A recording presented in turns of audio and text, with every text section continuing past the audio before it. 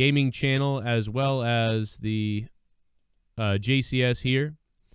So I hope you guys hit that like button, hit that share button, share this in all the wrestling communities that you want to anybody you think that would enjoy a show like this that's a little bit ridiculous while talking about wrestling. It was definitely the cheesier version of Tyson and Austin. JCS, Super Chat Party. Super Chat. Mike Tyson t-shirt 1, Mike Tyson arms 0. That was WTF. That was Crazy Gaming Couple. Shout out to Crazy Gaming Couple. I didn't have my donation screen up yet. Let me pop it up for you. There you guys are. Mike Tyson t-shirt. My first Mike Tyson arms 0. That was what the fuck. Yeah, he almost couldn't get it off. Luckily, he kind of did. Like, there was so many almost messed it up completely, but luckily recovered moments, like Sammy Guevara dropping the crutch in the tunnel. There's a whole bunch of that sort of, like, examples of those things tonight. I thought Taz was the same way. I thought Taz's promo to put over Cage was, like, it almost slipped into, like, oops, and then he got it back. So, like, even that was a little bit shaky. But it was a good show. It was a good night as far as AEW goes tonight, as far as I'm concerned. I really was pretty entertained tonight. I thought tonight was a run-of-the-mill show with some little sizzle in it. Nothing crazy, nothing bad, nothing good, nothing great. Thought it was a very, like, a thumbs-up average show. Nice stuff, I thought, tonight from them. I think they put together an acceptable effort, which is all you really want usually. And sometimes you get it, sometimes you don't. And a lot of times in other places you don't get it. So, tonight I thought you did get it. And I really appreciate that I think we got it. We got that, what we kind of wanted tonight. And, I thought they did, I think they did a really good job. I thought tonight, it wasn't anything crazy, but like we said, it's enough to make you happy about it. Or entertained enough that you're not like, why am I watching this? Instead, you're like, oh, I wonder what's going to happen next. You kind of doing that. And so that's what I felt about tonight's show. I don't know how you guys felt. We're going to find out. Donations are on. If you guys want to donate, the Streamlabs link is in the description box down below. You guys obviously help me keep these shows going and doing these shows. So that's appreciated. Super Chat works down below as well. You can also hit the join button down below, or become a patron on patreon.com/Joe Cronin Show. What's up, chat? Joe is happy with the show in the chat. Paul 3 better than WWE. Still 6 out of 10. Ending was clunky and horrible. I think the ending, man, that ending had a potential to maybe be a 7 or 8, and it ended up being about a 6 or a 5. But the thing is, the ending, you know what I mean? Why are you doing this, the Tyson and Austin thing? I mean, it's just, Tyson and Austin was so good. When you look at Tyson and Austin, like, that was fucking fire. You know what I mean? And there it is. Boom! It's a GIF. Boom!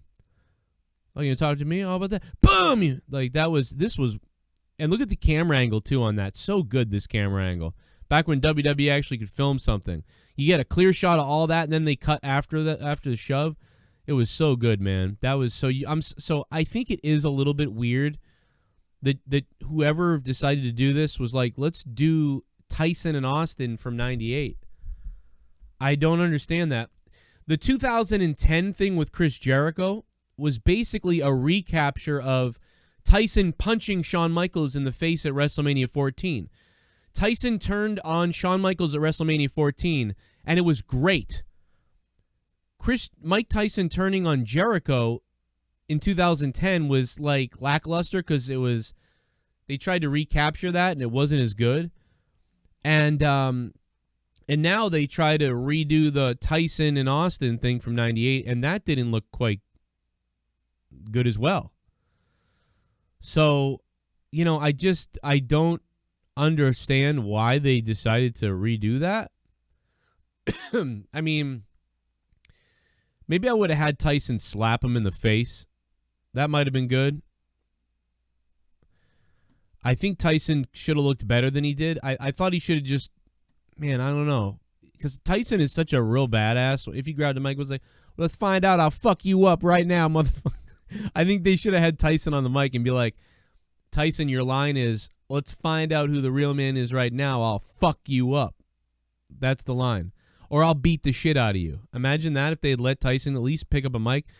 And Jericho is like, oh, Mike, you're old and all these type of things. And then Mike grabbed the microphone and was like, no, let's find out who the bigger man is, motherfucker. Like, I'll fuck you up. Like, dude, that would have been awesome, dude. If he grabbed the mic and was like, yo, let's find out who the bigger man is. I'll beat the shit out of you. If Mike Tyson had grabbed the mic and been like, I'll beat the shit out of you. Like, dude, I would have fucking popped for that. If he just like one line, like, let's find out. I'll fuck you up right now. And by the way, we're probably demonetized and now shadow banned because I said the F word. Probably is the case. Hope you guys subscribe if you're new. I hope everybody knows, too, that we are live on Joe Cronin Show. We are live on my main channel. If you guys want to come over to the Joe Cronin Show, we're just live on Evil Spectrum as well so that we can give you guys the heads up in case the shadow ban didn't alert you. Although I did send out the Patreon alert that we are live, so on Patreon you should have got it. I still thought it was entertaining enough that I enjoyed it. It was just weird that they wanted to relive, copy, whatever, the 1998 Stone Cold Mike Tyson beef, which that segment was just is like iconic, man. That was so well done back then. It's almost unbelievable. But they did what they did, man, and it was a little. I can see if some people thought it was cringe. I thought it was good enough done. I think it was better than every segment the WWE did with Mike Tyson afterwards. You know what I'm saying? Like everything Mike Tyson did in WWE after 1998 was kind of cringy. But I thought tonight was better than anything that he did in WWE after WrestleMania 14. So I guess that's a positive. This was middle of the road Tyson for me. We didn't get the really, really bad, horrible, cringy Tyson. We got like, he's playing along, Tyson. But we didn't get the 1998 one. I don't know what they did to him in 98 to make him so authentic almost and just seem so real. It was so well done. It's like almost like not even the same guy. It's almost like Tyson doesn't even know he's on camera back in 1998. Like he really is coming out there and Austin's really talking shit to him. And he doesn't have to do anything until Austin flips him off. And then it's easy instructions. Just shove the guy and be angry and then a big brawl will happen. And, tonight though, instead he was like ripping off the shirt. Then he got stuck with it, and then he's trying to like get mad and get weird and crazy. So it was like tonight he tried to do too much, so it like exposed how weird it was. Whereas in 1998 it was just a simple of I'm gonna take everything from Austin, almost like, man, why are you talking to me like this? I was invited here. Then he gives him the finger and he goes, all right, fuck this, I'm fucking Mike Tyson, and then we have a fight. So it was like he was directed better by WWE, I feel like, or whatever. Maybe he was lit tonight. I don't know. Maybe it was like lit up or something. But it was an entertaining show for me. Now, I didn't see NXT. Some people may say that NXT was really good. I'm not really sure. I thought it was a little weird. Thought it was a little cringe, though, that ending of AEW. They tried to... It was funny, though. The funniest thing... Honestly, guys, the best thing... I got to tell you guys... I'm going to be honest right now. The best thing to me about the AEW show tonight, or the main event of AEW tonight with the pep rally... The best thing about the pep rally was the whole setup to get to Jake Hager reading that poem. Dude, that poem shit was funny. That was hilarious. I started dying. I started crying laughing, dude. That poem with Jake Hager, everything else before it set that up perfectly, and it never got better to me. It never got better after Jake Hager read the poem. It never got better. By the way, everybody has COVID now because they totally just had like 50 people attacking each other. I was never bored watching AEW. That's a good positive. I was never bored watching AEW tonight. Thought the whole thing from the beginning to the end, I had interest in what they were doing. It was a mild interest, but I had an interest. I don't have that with WWE. So the poem shit was weird, says Soundwave. Yeah, it was so weird that I liked it. I mean, that's what's weird. It was so bad and stupid, and he's such a dork. But like, dude, but then he's not. He's like a badass. So this badass but dork reading this poem. Oh, man, I don't know, dude. I want to hear that poem again. It was just, it cracked me up. I mean, maybe I'm a psycho. I don't know, but it was funny. Here we go. I'm about to get it, man. Here we go. Get it, man. Here we go. Oh, no. If you didn't think that was a solid show, you need to put watching wrestling right now 7.5 out of 10. Yeah, James, I thought it was a pretty good show. I thought it was pretty good, man. I don't know if I'd go... I don't know, man. I don't know where I'm at with that show tonight. I think I'm at a 7. I really want to give it like a 6.8, like a 6.7 or a 6.8, right? Like anything below a 5 is garbage. 5 is whatever. 6 is, it was all right, but, could do better, but it's all right. So I would probably put the AEW show tonight somewhere between a 6 and a 7. That's me, a little more critical. I also have a migraine all day long and still have it, so I'm grumpy. So that could be a little bit of that, too. What else we got? Oh, a little bit of the bubbly. That's it. Oh, some bubbly? Look at this stuff. Oh, a little bit of the bubbly. That's it. Henry Cejudo, Vitor Belfort and Rashad Evans came out. That was epic. Tyson and Chris? Kinda cringe. I hope Henry Cejudo wrestles for AU. He's an Olympic gold medalist with a good neck. Yeah, that could be interesting, man. Now, the Goon, thank you very much, man. Now, I hate to do this because goddamn do I love Taz. I really do love this man, in some ways. He's a pretty good dude. I like him sometimes on color commentary. I like him as a radio host now, a podcaster, whatever he does now, I don't even know. I like Taz's voice usually. I, unfortunately, though, tonight did not think Taz really helped Cage. I don't think he hurt him really either. But his promo was almost fucked it up. Like, he mumbled a couple times through some stuff. And I thought it would have been better if Taz had just been like, you know what I mean? I can tell by looking up at you, champ, that you're scared. I can tell that you were cruising along here in AEW. Because you looked around and you saw the competition. You weren't scared. You're marching around here with that title. But now I see you clinging to that little belt up there in the commentary booth. I can see you clinging to it a little bit tighter. A little more limp-wristed than usual, Jon Moxley. Because you didn't expect a freak like Brian Cage to ever be in AEW. You expected all the flippy floppers who weigh less than you to be here in AEW, and I can see you licking your lips. Finally, you bought your way into a promotion where you could make a great living as a star because almost everybody else is smaller than you, isn't as strong as you. And one of the most best-kept secrets about Brian Cage is that he's one of the smartest son of a bitches you've ever met in your life, and that is really the dangerous part of Brian Cage. But now you're scared because you didn't expect someone like him to show up at AEW. And this freak at Fyter Fest is going to break your freaking neck and take your AEW championship, and now you're scared. That should have been the promo. And I can see it on your face, and the people at home can see it on your face. So enjoy the time you have right now of beating up these little flippity floppers in AEW because the big man has arrived and the real game is here and it's here to stay and it's coming to take your AEW title. Now, why didn't he just go into something like that? But instead, Taz had to be like, survive if he lets you. I'm going to do the... Nobody ever really liked that in the first place. So putting that over on Cage, I thought was weird because I think Cage could have talked too. You know? Or Taz could have said, Jon Moxley, you were cruising along here at AEW. You beat Chris Jericho. You beat all the best.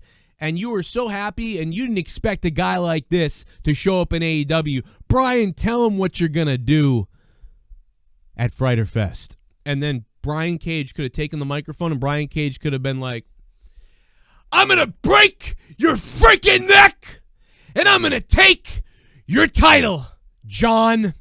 Boom, hand it back to Taz, and Taz could have been like, that's a promise. Jon Moxley, your days are numbered, blah, blah, blah. They drop the mic, they're done. But instead it was Taz trying to fetch these old catchphrases of his and trying to say that, but he had these little stumbles, whatever. But the fact of the matter is I don't want to get on Taz that much about this because he did do a good job.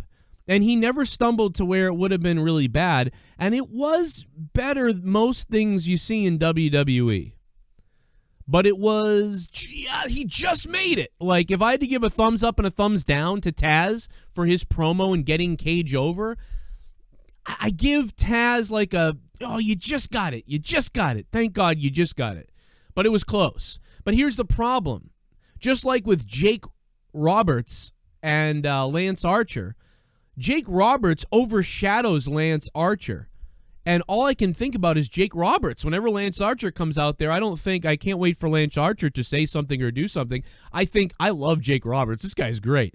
I'm going to come down there and I'm going to fuck Brandy in front of everybody. Would you like that if I sodomize Brandy in front of all of you, you sons of bitches?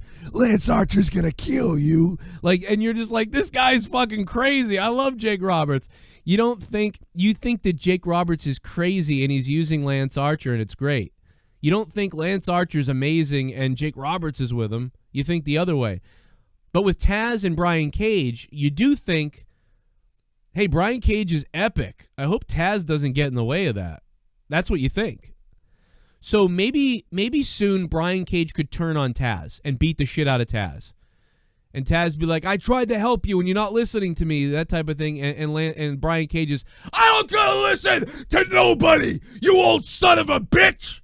And Brian Cage can be like, you never won a goddamn thing in that big company you were in. What did you do? What are you known for? Suplex machine. I'll show you a suplex machine. And then he breaks Taz's neck or something in the ring. Now, that's a great way to separate him from Taz after giving him the shine with Taz at the beginning. I think but that's the good news. The great news about all of this is Brian Cage comes out with Taz on his side, but Brian Cage is outshining Taz. And that's good to me because right now I'm thinking of Jake Hager. Jake Roberts is outshining Lance Archer, which is too bad. Anyway, rant over with. That's my points. That's what I feel. I love Taz. Again, I really love Taz. I don't want people to think. I'm just saying it came off like that a little bit. It was a little bit off. So, but he did good too. I don't know if I would have done any better. If I was live out there in AEW Dynamite, I might have stumbled on more words. I might have had bigger problems than Taz. So, but I just thought I think Taz was too face. He came off too much like a face. Like a legend we really love trying to be a badass, but he's just so face that it didn't work out for me.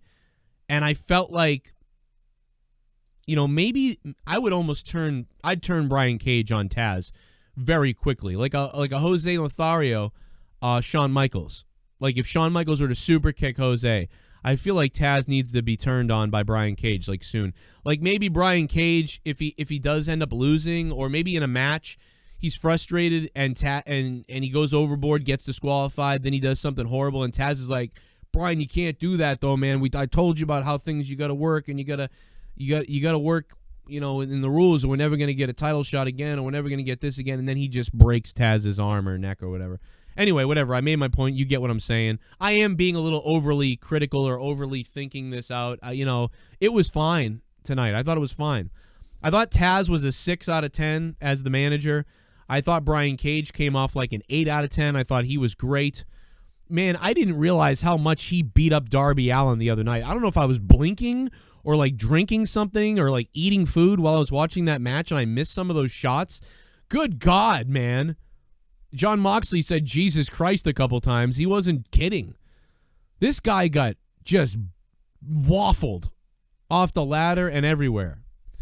We are live on Joe Cronin Show on the Joe Cronin Show channel. If you guys are watching me on Evil Spectrum, feel free to come over there to the Joe Cronin Show channel. We're a little shadow banned, so I just wanted to make sure we get the alert out to everybody that we are live. So I think he was hardcore champ. Yeah, I think people were asking what he really was and what he did, that sort of thing. We are popping up in the feeds, though, it looks like, so that is good news. Eventually, we finally popped up, so that's good, man. I just hate to be shadow banned, I'm going to get the phone lines open in a minute, too, so if you guys want to call up tonight and talk about this, I am going to take phone calls in a few. Donations are all on if you guys want to donate tonight to the stream. The link is Streamlabs down below. All the donation amounts should be listed down below. If they're not, somebody can repeat a couple of them in the chat. I might have messed up and taken them off by accident tonight. Plenty of them, though. Let's see. My favorite one right now is probably the... I don't know. I like a lot of them. I don't know. I like anything because it keeps me alive. So whatever. Super Chat Party. Jay Frost. Would have been better if it was Sting. Tyson couldn't even rip off his own shirt. Yeah, you're right. Or maybe Tyson could have been like, I got something for you, Jericho, and you're never going to see it coming. And when it comes, it's going to slap you in the face. You're going to think you saw a ghost. And I'm going to beat your asshole up. Beat the shit out of you. I'd love Tyson if he said something like that. Maybe Tyson goes and gets Sting, something like that. Britt Baker on her promo tonight. Jay Frost, thanks for the donation, man. I thought Britt Baker did a pretty good job. I thought her promo was funny. It kind of reminded me of the Bret Hart stuff. Again, it's never as authentic, man, as the 90s. Something about the late 90s, man. It still had the this just believability, man. Like Bret the Hitman Hart, like his heel promos. Dude, Bret Hart heel was amazing. Like, dude, it's funny because we all dude. I keep saying that, dude, are we going surfing? Like, what's up? Bret Hart always gets made fun of for his promos. Yeah, as a face, he was a little bit goofy. It didn't quite work as well. But, dude, Bret Hart's heel promos are better than almost any promo nowadays. Almost. Like, I keep going back to him. In the wheelchair? I mean, dude, when he was in that wheelchair, that shit was hilarious. Getting wheeled out by the Hart Foundation. That shit was great. That's the first thing. Whenever, and it's so good that's what I think about.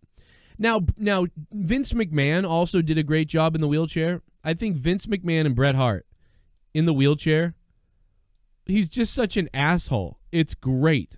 Like, that shit was gold with Bret Hart in the wheelchair. And, Vince McMahon pulled it off really well also. I think Britt Baker did a pretty good job tonight. First of all,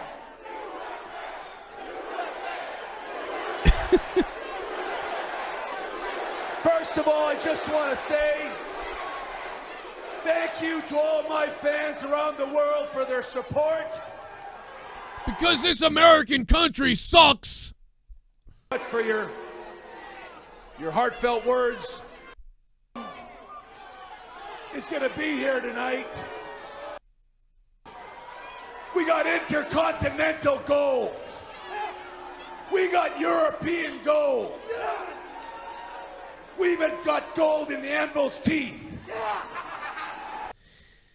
It's very, very similar to what Jericho's doing now with the Inner Circle. If you could look back at the Hart Foundation, the only difference is Bret Hart, it's weird. Bret Hart comes off super serious. Jericho is more comedy, but Bret Hart came off super serious. And the Hart Foundation kind of came off funny, but it's weird. They came off way more serious. If you go back in the late 90s and watch Bret Hart Foundation heel promos, it's very similar, but they're serious. Owen's the best damn wrestler in the world except for me, and everybody knows that. The fact of the matter is that all you damn Americans are some of the most spoiled, disgusting, rotten human beings that the world has ever seen, yet America touts itself as the best in the world. Well, I think this is the scum of the earth in this country. I come from a real country in Canada where we love our old, we love our citizens, we love Africans, we love black people, we love Asians, we take care of the homeless, we don't kill each other. In America, racism is rampant. You're all a bunch of disgusting degenerates. And that's why you like a guy like Stone Cold Steve Austin, because you're all scumbags. And frankly, I am the best there is, the best there was, and the best there ever will be, and it drives you all nuts because you're assholes. That was dead serious, stuff. It was like, dude, this guy's really talking about America. That shit was fucking phenomenal. But whatever. Africans Americans. Now you can't say African Americans because of that stupid Karen in the park. An African American. She didn't even say. Remember when you couldn't say black, then you couldn't say the other words, but now you know you should say African American. And so she's in the park like, "Can you hang on a minute? Excuse me, can you hang on a minute? There's a black guy!" Ah! Dude, that Karen in the park. I'm just so glad that white people finally have a derogatory name, right? Finally, white people have a name. Shaniqua, Dim Sum. Now white people have Karen. I love it. Or freckled-faced Casper the Friendly Ghost. Whatever you want to call it. I feel bad because I feel like all the Karens have red hair. My kids have red hair. I'm like, what the fuck, man? The Irish are the ones that we were slaves. But no, it's now thank God the white people have their own name, Karen. I love it. Shaniqua, Dim Sum for Asians, Shaniqua, Karen for white people. I love it. We all have stereotypes now. Black people are all Shaniqua, Asians are all Dim Sum, whites are Karen. I feel like white people got off the hook though. I mean Karen, you know what I mean? Shaniqua and Dim Sum. White people get Karen? That's not, what the fuck? White people get off the hook again. Why isn't it mayonnaise soup? I think that should be the white people name. Mayonnaise soup. Anybody Hispanic, though, is burrito. I mean, let's just be honest. Okay, anyway. Oh, my God. But you know something, in America, they'd call me a burrito. No, all right, let's go back to the donations. My bad. AEW Dynamite tonight. What did you think? We've talked about so much already, but there's more to talk about with AEW tonight, plus the WWE ratings and more. Your phone calls are coming up. I will let you know when I'm ready to take them so you don't have to spam the call button and not get an answer. I will let you know when I open the phone lines, and I'm going to open them soon. Hit that like button and hit that sub button if you're new, because you want to subscribe like Josh DO3 just did. Josh, what's up, man? Pour me Welcome. A beer. You've got a new subscriber. And here's another one, Bradley Ali. What's up, Bradley? How you doing? Thank you. Or Taco, yes. Taco's another one to all my Hispanic friends. Buenos noches. Us Hispanic are rice and beans. What's up, Adam Cruz, man? Orale. Here we go. I'm about to get all it, man. you pedos. Here we go. About to get it, man. Esquireros. Here we go. Here we go. Oh, no. Tyson and Jericho. How much would you pay to see Tyson versus Tommy? I love Tyson Brett and Butter. Jericho. Tyson and Jericho, here they come. The Po' Boy. Thank you for the $5. Let's jump rope. Let's go. I'm going to jump. I'm going to go. Oh! These guys jumping rope I want to know where these guys are. I want to jump some rope like these dudes. Damn, that guy crashed and burned, man. He really did crash and burn. Thank you for the $5, man. I was messed up. Esquireros. I don't know, dude. I don't fucking know. I forget all my... I can't remember Spanish, dude. I couldn't even graduate English. I had a migraine all day today. I was so jacked up, dude. I was supposed to do so much stuff earlier today. Super Chat. Buenos noches. Party. I'm Puerto Rican, rice and beans for us. Well, Juan Silva. What's up, Juan Silva? Thank you for the $1, man. Thank you, sir. I'm Irish, so you know I'm a potato-eating piece of shit. So, I mean, what do you know? Plus, I'm English, guys. I'm from Wales and, like, England and Ireland, and I've got Viking in me. Do you understand the type of evil that's in my bloodline? Like, do we understand? Look into these blue eyes and understand that I want to take your country and your women, and I want to, like, I mean, what is wrong with my blood, dude? I mean, we're talking about England, Ireland. I mean, Ireland was slaves, and the Vikings conquered Ireland, but... So, actually, I'm probably a mix of the people who conquered Ireland mixing with England, and they're driving around everywhere. I can't believe that I haven't left my house to sail to take somebody else's land already. You would think that it's bred into me. Like, in fact, you know what? I'm smelling my neighbor's house. I think I want to take over my neighbor's house. Super Chat. Did you catch the jab at the plexiglass lol? 6/10. Yo, my God. Andale Peasy, I did not. Are you serious? Andale Peasy, man, up there in Buffalo, driving for all of us. Thank you, sir. My name is Ryback. Cryback. Give me some more money. My name's Ryback. I want that money, money, money. My name is fucking Ryback. Give me some more money. Money is my crack. My name's Ryback. Ryback. WM14 ending for AU lol. But I liked tonight because FTRA now in AU. Can't fucking wait for the Bucks versus Revolt. I am looking forward to Cody's Cena Invitational 2.0 since we will get some really good matches. Feel like... Thank you, Soundwave92. Feel like a 6.5 out of 10. Soundwave92, man. Thank you, sir. I agree with you, dude. I really think it was weird that they went with the WrestleMania 14 ending.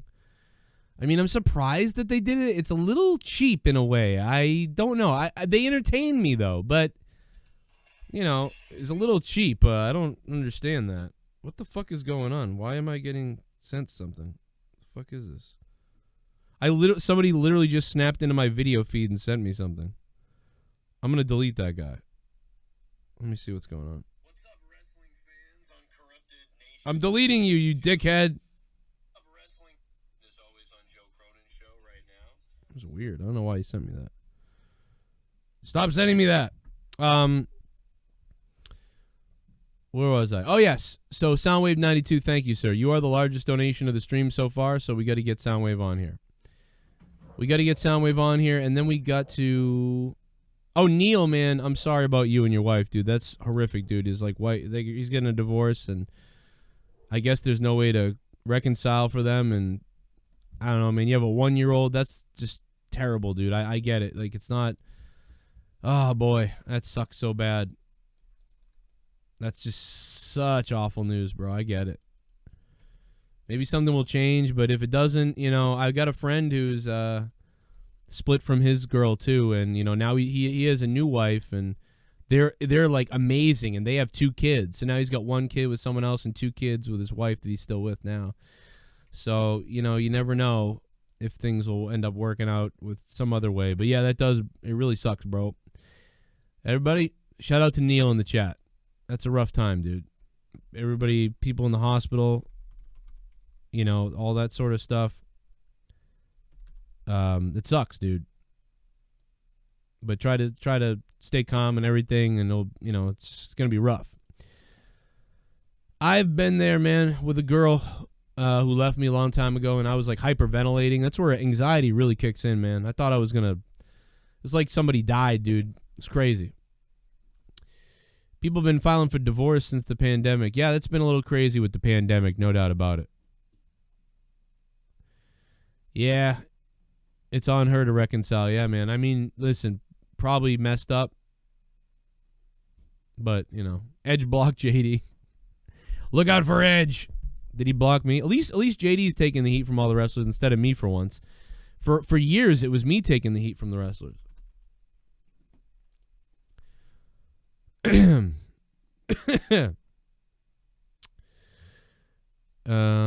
you go. What's funny about Paige is Paige actually tweeted, like, I encourage people not to crap on mine or anyone else's haters. Simply report their tweet or account. Works much better. The thing that Paige doesn't understand is JD never tweeted anything like that to that girl. Some troll account did. So, like, it's like she believes that JD, like, tweeted that clip to Alexa Bliss when that didn't happen. She's ridiculous. And then the first response to her, by the way, is a guy who said he would fight and hurt JD. This guy.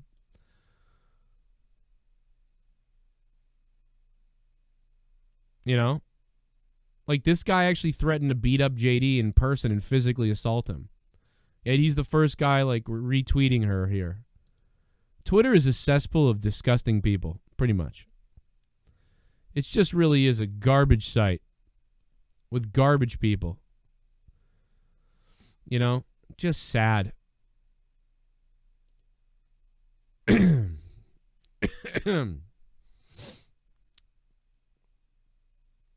But, yeah, whatever. I don't know, man. I think they knew what they were doing. I think the wrestlers knew exactly what they were doing. In fact, I think they might have even created the account Gady. Maybe Satan did. Maybe Satan did. I don't know. Somebody did. Again, I'm no fan of JD. The guy cease and desisted me for making jokes about him. He thinks it's okay to say that Alexa Bliss, like, takes it up her ass or something and can't wrestle or whatever and is lazy in the bedroom, whatever he said. And then he cease and desisted me for saying that I think, whatever, for just making fun of the guy. And for saying that the thing that all of you started, which was that he bangs cats or something. So I made a joke, why don't you go bang your cats?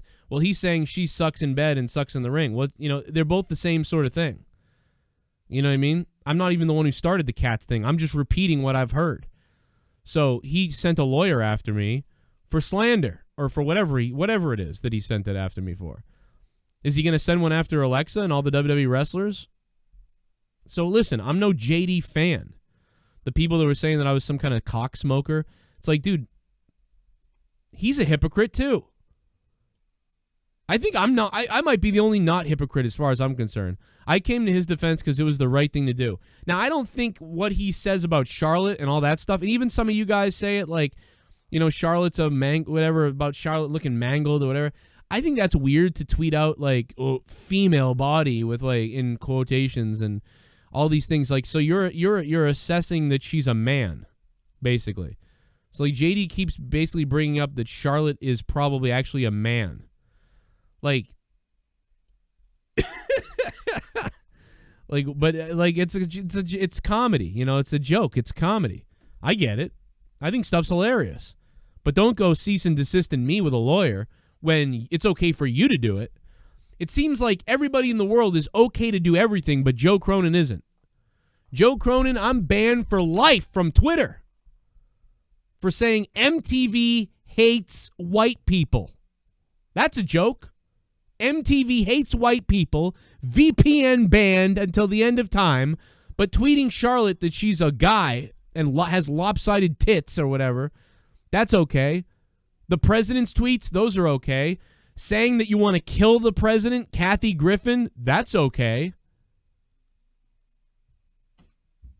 It's a joke. Twitter is a joke. YouTube's a joke. Everybody's a joke. Everything is a joke. It's not. Life is not fair, and these companies are scum. I'm shadow banned everywhere. Everybody is a scum. I mean, who VPN bans somebody for that, for what I said? I didn't even get suspended off Twitter, like even a warning, like, oh, don't say that. Why? What? What? But I'm VPN banned for all time? Dude, it's so bad that even sometimes when Leah would log into Twitter, they would ask for her identification because they said your IP address or some information matches a banned account. And she had to verify her fucking ID, her license, to be able to use Twitter because I'm banned for life for that. Yet Kathy Griffin can say she wants to kill Donald Trump. Explain that to me. You can't! Super Chat Party! Love you, Joe. I am divorcing, so we'll change my name. Are you really divorcing? Crazy gaming couple? You're really divorcing and that's in your name? Did you guys get a little too crazy gaming? I mean, like, well, I'm sorry. Like, what? So what are you going to change it to? Divorced gaming single?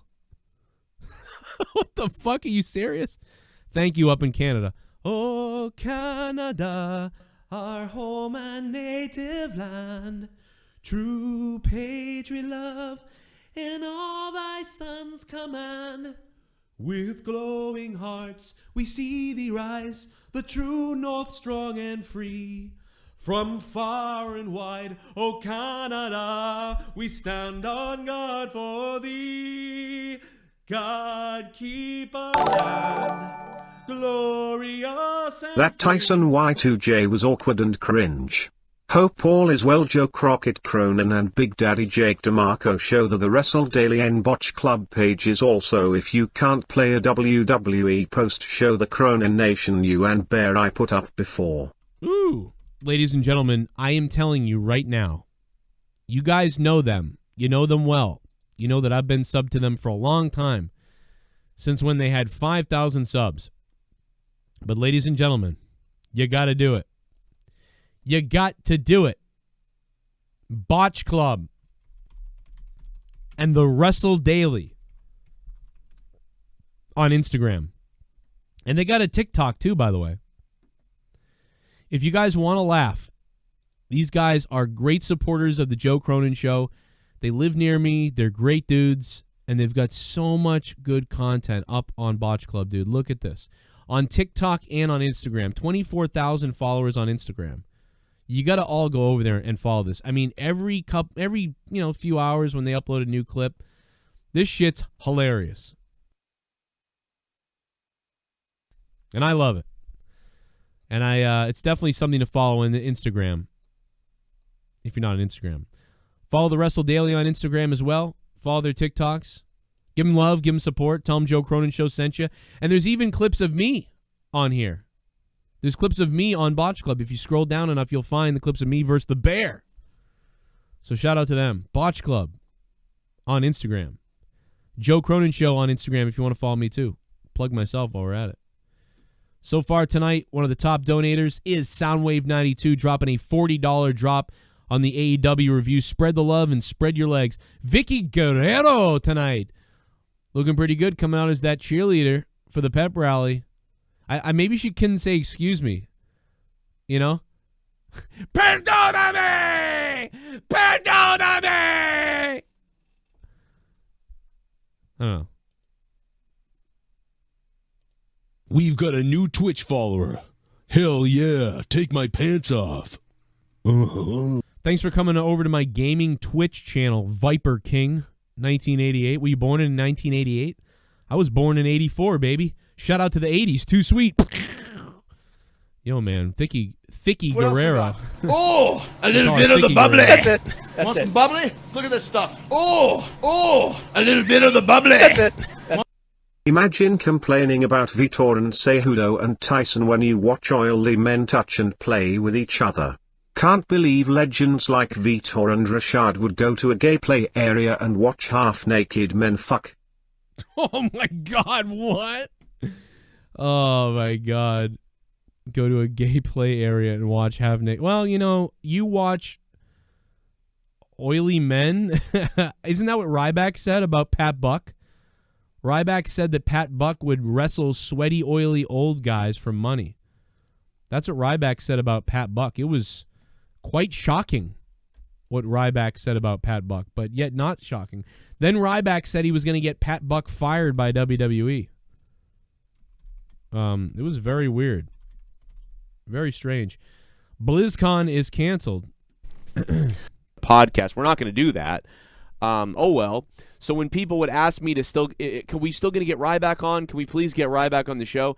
I would respond with stuff like, yeah, if you have $1 million and 10,000 pounds of chocolate or a golden Camaro. He's going to remember him at the end of the day as time goes on. He decides to go start up his own show weeks later. And again, this is a testament to the kind of human being that he is. And the first show he goes on to, I'm an asshole. My ego is out of control. No facts based on anything. But 1 week he's totally fine. Now all of a sudden I have all these issues with me that were never, ever an issue until he got called out for stealing. So, and again, I didn't acknowledge anything.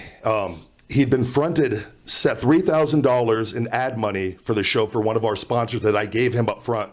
He's got hired for whatever he was, a producer, I don't know, in WWE, and he was on 2 backstage little things. Do you think the dirt sheets are writing who that random guy that nobody knows is and happens to have all his credentials on it? Or do you think that maybe that guy wrote that up and sent it to his buddy and puts it out? And they got to be very careful having that guy in their meetings because he will do things for money. 100% on the back end, and information will get leaked out. Am I going to say 100% he's going to do that? I can't say for sure because he's done it though in the past, all leading up throughout developmental and put shit out all the way up through knowing me. I got him when I left WWE and we had the idea of doing the podcast. The first thing was, and it was my show, he put the show in his name. That was the beginning of where things got really weird in life. Anyway, I'm not going to find it anymore. That's enough of that. But the bottom line is I believe Ryback here. I think. I mean, I know that he's kind of lied about me a little bit. But I think I believe Ryback here. I really think I do. I mean, maybe we could reach out to Pat Buck and get Pat Buck on the show to tell his side of things or something. Maybe let's tweet him, actually. Maybe let's tweet him. Is he still Pat Buck? Let's see. Pat Buck.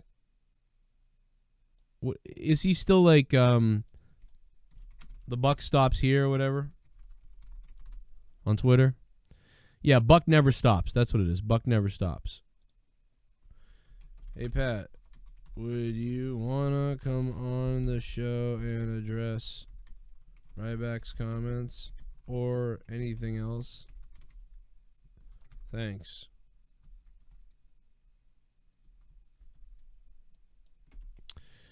All right, well, I sent out a message to him. I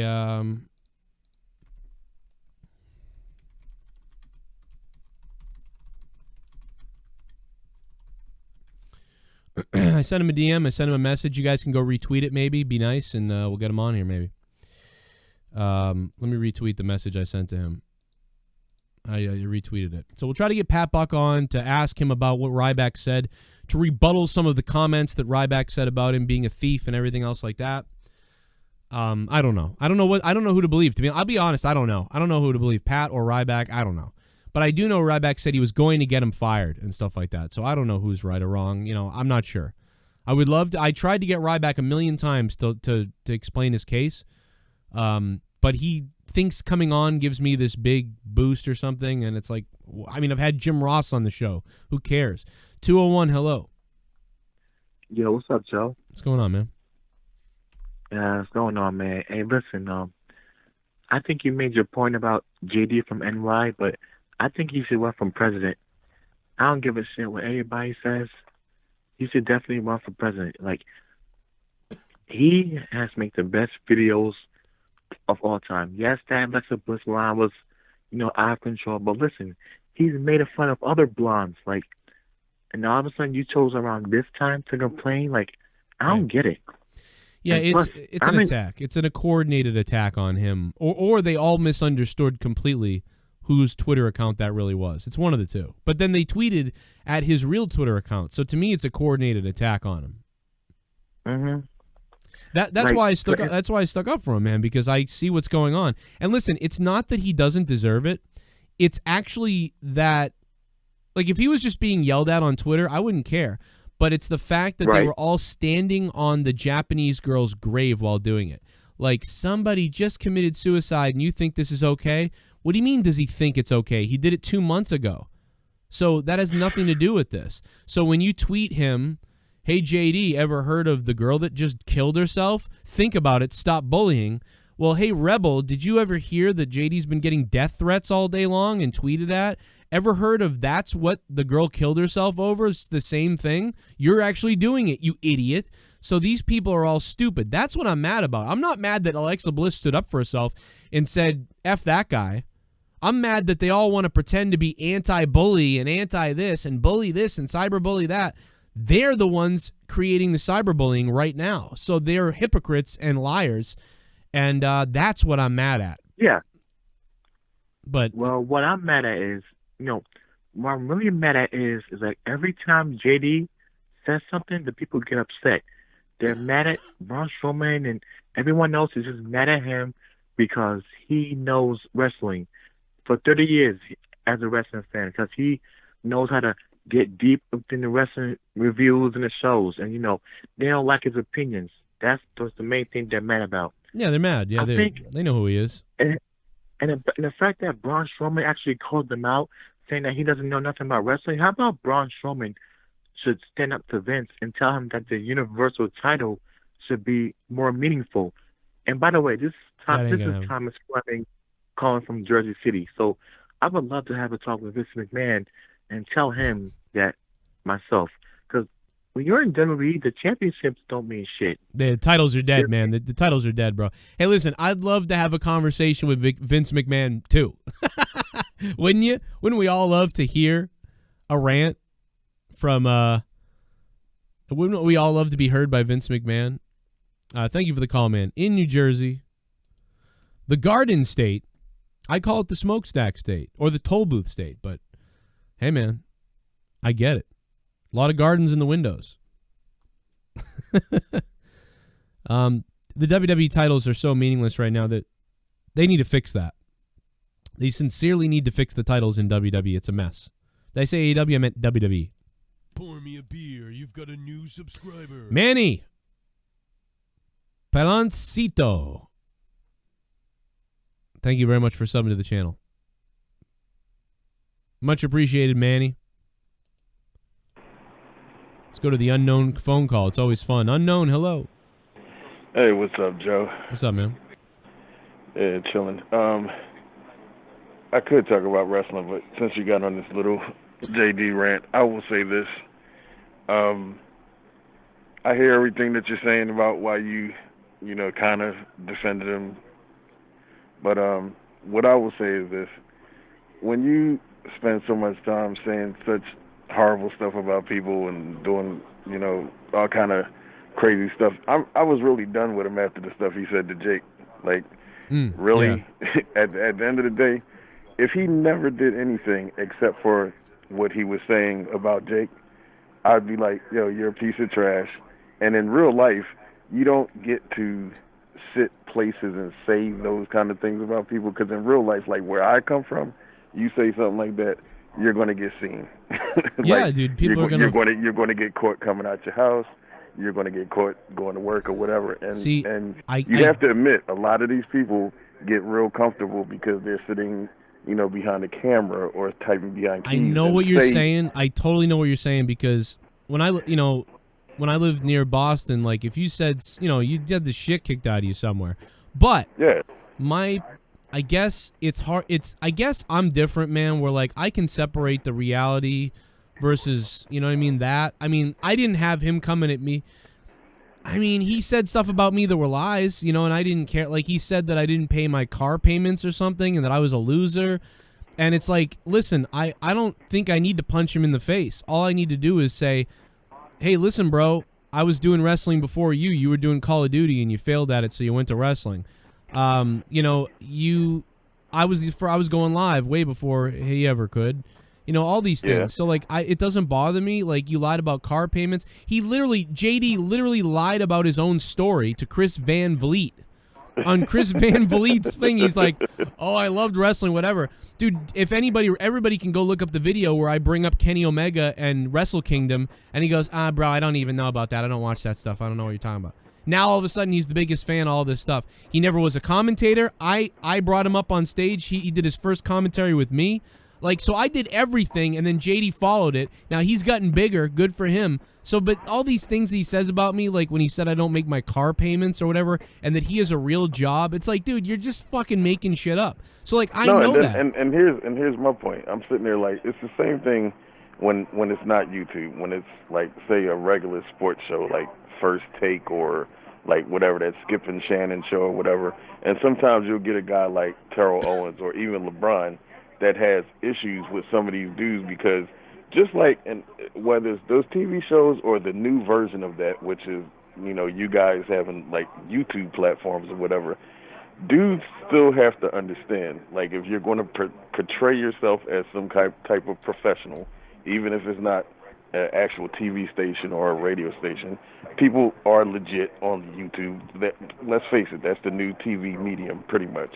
So my thing is, you still have to get to the point where you understand there's lines that you don't cross. Like, there's certain look at Bully Ray that you get where you can criticize people and you can criticize like their performance and you keep it professional. Then there's this line that when you go over it, it starts going into personal stuff. When you start talking about, you're nailing it, like with Bully Ray. When you talk about people's families or their payments or like stuff that has nothing to do with their performance. Like if JD wanted to sit there and say, "Hey, Joe Cronin, you got a shitty show or you got horrible takes or whatever," okay, cool.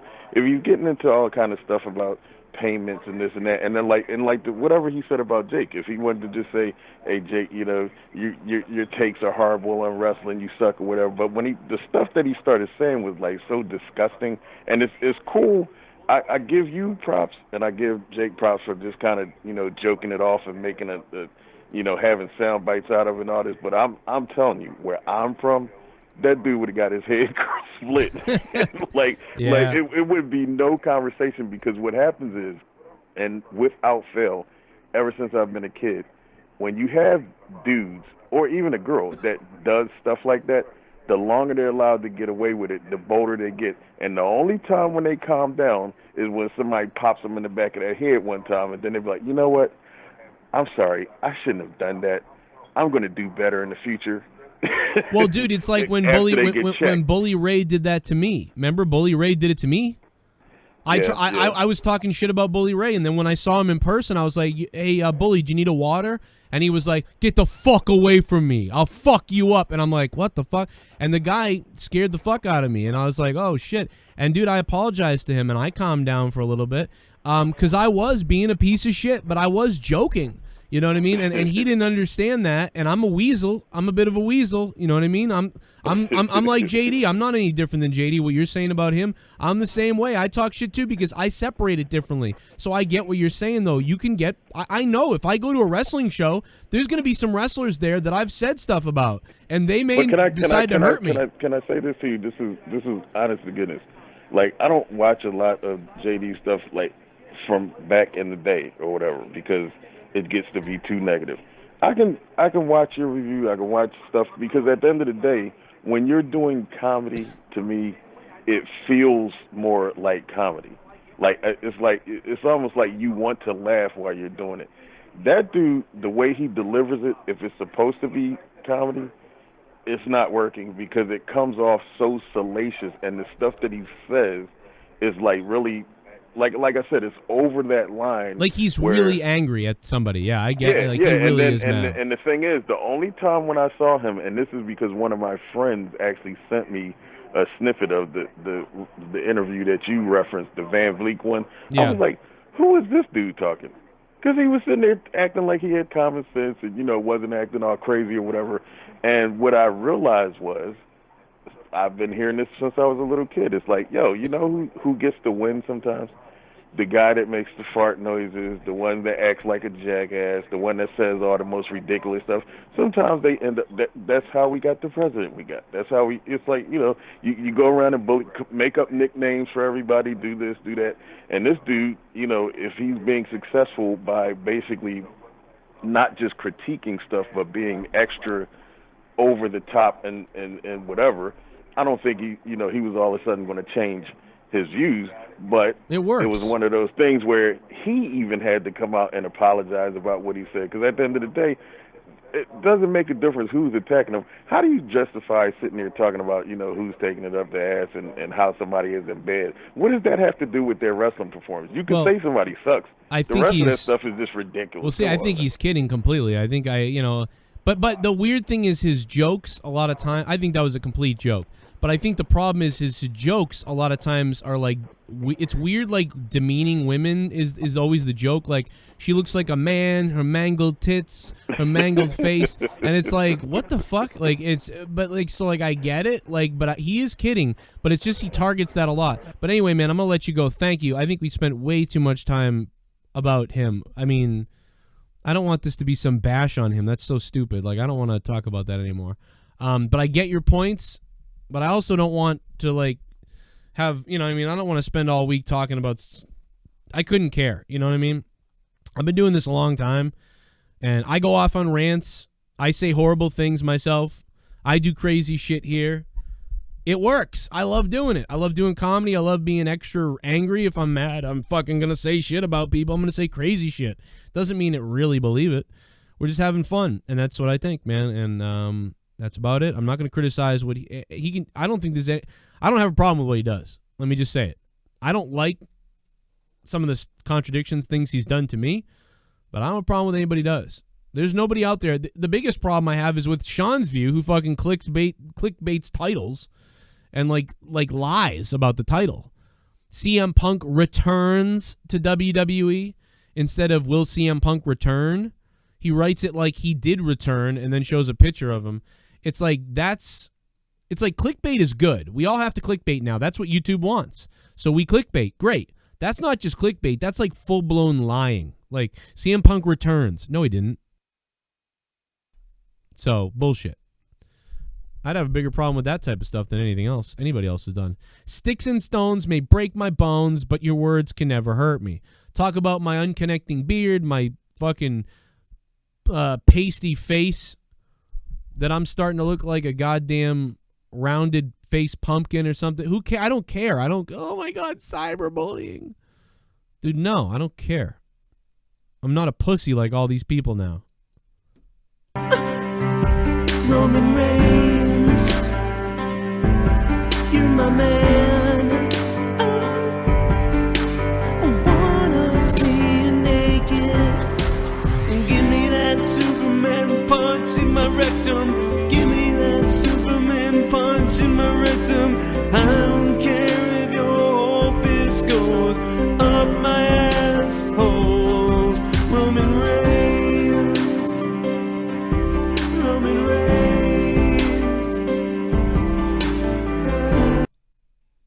I give a 7/10. A pretty fun show. Nothing special to say about it. NXT however a 7.5. The Fight Pit main event set it over the top for me. They beat the shit out of each other. The cage looked awesome. Innovative spot. Wow, AEW given a 7.10 from JD Venom. NXT goes above and beyond from JD Venom. I got to check out NXT. I'm going to have to check out NXT. Here we go, about to get it, man. Wow. Here we go, about to get it, man. Here we go. Here we go. Here we go. Oh, no. I'm finding it more than a little frustrating that Twitter is so nitpicky on Dynamite every week. You think we're getting mostly quality. James Mesner, thanks, man. Well, I mean, Twitter can go either way. There's certainly more WWE marks on there than anything. Thank you, James Mesner. Eric in the chat says, saying something negative about a character on TV is now considered cyberbullying. Yeah. Yeah, it's weird. It's not. Cyberbullying is if he had sent her that message over and over again saying, you look like a mangled cunt, or like doing that is cyberbullying. What's happening to JD is cyberbullying. That's what cyberbullying is. His parents being doxxed and called all night. That's cyberbullying.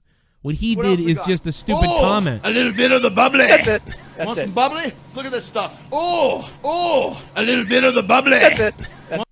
Had to watch NXT tonight because TNT wasn't working for me on Sling TV. Really? On NXT I did enjoy the Matt Riddle-Timothy Thatcher UFC-style cage match though.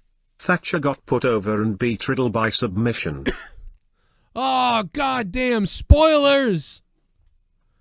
Robbie Hyde, thank you, though, for the $3. I got to go watch it. I'm going to go watch it. I'm a little less excited now because you just spoiled it for me, but I am going to watch it still. It's a good cage match in NXT. About to get it, man. Here we go. I got to watch it. Here we go. Here we go. Here we go. Oh, no. I'm going to put it on now, actually. Fuck Bill Goldberg. From me for president. We got to play that clip, don't we? I forgot all about that clip. And fuck Bill Goldberg. And fuck Bill Goldberg. Fuck Bill Goldberg. If you are a fan of Goldberg and what he represents, you are a fucking piece of shit. I'm telling you right now. Oh, no, that's cyberbullying, guys. No, that's cyberbullying now. Oh, no, Thomas Master, thank you. And fuck Bill Goldberg. Oh, no, this is cyberbullying. Fuck Bill Goldberg. If you are a fan of Goldberg and what he represents, you are a fucking piece of shit. I'm telling you right now. Hell yeah, take my pants off. Yo, New York City's Teddy Bear, thank you for subbing to the channel, man. Hey, if you want to see some cyberbullying, how about Ryback saying he's going to get Pat Buck fired from the WWE? How about Apollo Crews? My rant on Apollo Crews. Super chat. This is the greatest show. Smiley face. Spirit Infinity Roy, man, thank you for taking money and donating it to me to support my channel, guys. Thanks for the $2 so I don't have to go get a third job and leave YouTube. The donations definitely help. You want to see some cyberbullying? I got some cyberbullying for you. Imagine if I had done this about Charlotte. Here's some cyberbullying. Take this, WWE. Reality for wrestlers. Apollo Crews, let me introduce myself because I'm betting that you're too stupid to know who I am. Cyberbullying. Because I'm Joe Cronin. Raw-tarded shirt. Oh, no. Ooh. Wrestler, ring announcer, commentator, journalist, and the most entertaining man in the world today. Woo! You feel that? What's the matter, Apollo? Also forgot to turn the mic on. I can tell right now that you can feel the heat. I can tell right now that you can feel the heat, man. You've been through NXT. You were doing all that little bingo hall wrestling, and you had that big smile, and you had that good look. And finally, the WWE officials started checking you out. And you're like, man, I can't believe it. All my dreams are coming true. I feel so good. I just want to smile at everybody. I'm so happy. Oh, it's going to be great. And then you got signed to NXT where the big boys were wrestling their balls off. But Apollo, you really couldn't do that. You kind of had to show off your muscles, your big smile, and your agility. And you had to go that route. And eventually it got you called up to the main roster, Apollo. And there was so much upside. So many people were saying, wow, this guy is going to be something. This guy is going to be a main eventer. He didn't do it in NXT, but he's going to do it on the main event. Just like that hair on the microphone, your whole entire career has been discarded by one Vincent Kennedy McMahon, Apollo Crews. And Apollo Crews, that's just really, that name just doesn't fit you, because if you were to cruise, you would be cruising down the road as the WWE Intercontinental Champion or as the WWE United States Champion. Hell, I don't even know what brand you're on anymore, Apollo Crews. What brand are you on? Somebody dial up WWE.com and tell me what brand Apollo Crews. Dial it up. What is it, 1994? Crews is on, because right now I just couldn't tell you. Bro, you know what? If I wake up at the wrong time of night and I'm a little bit loopy, I think you're back in NXT, because I haven't seen one trace of you on the WWE main roster. And Apollo Crews, it's really time to change your name to Apollo Lose. And you know what? I'll take it a step further and I'll go full on Vince McMahon. You don't need two names, because Apollo Crews is just too many damn syllables for all these morons out there. So Apollo Crews, 4 syllables. You don't need 4 syllables. These peons can't remember them. So let's go ahead and just do what Vince would do, and let's make it one name.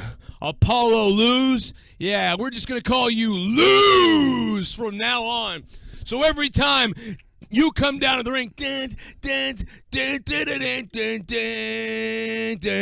it comes, Lose. What the fuck? From the same state as Jake Roberts. And you're also from the same state of mind as Jake Roberts' father. You sorry, weak son of a bitch, Lose. Look into my eyes, Lose. I'm talking to you, Lose. Do you hear me, Lose? Yeah.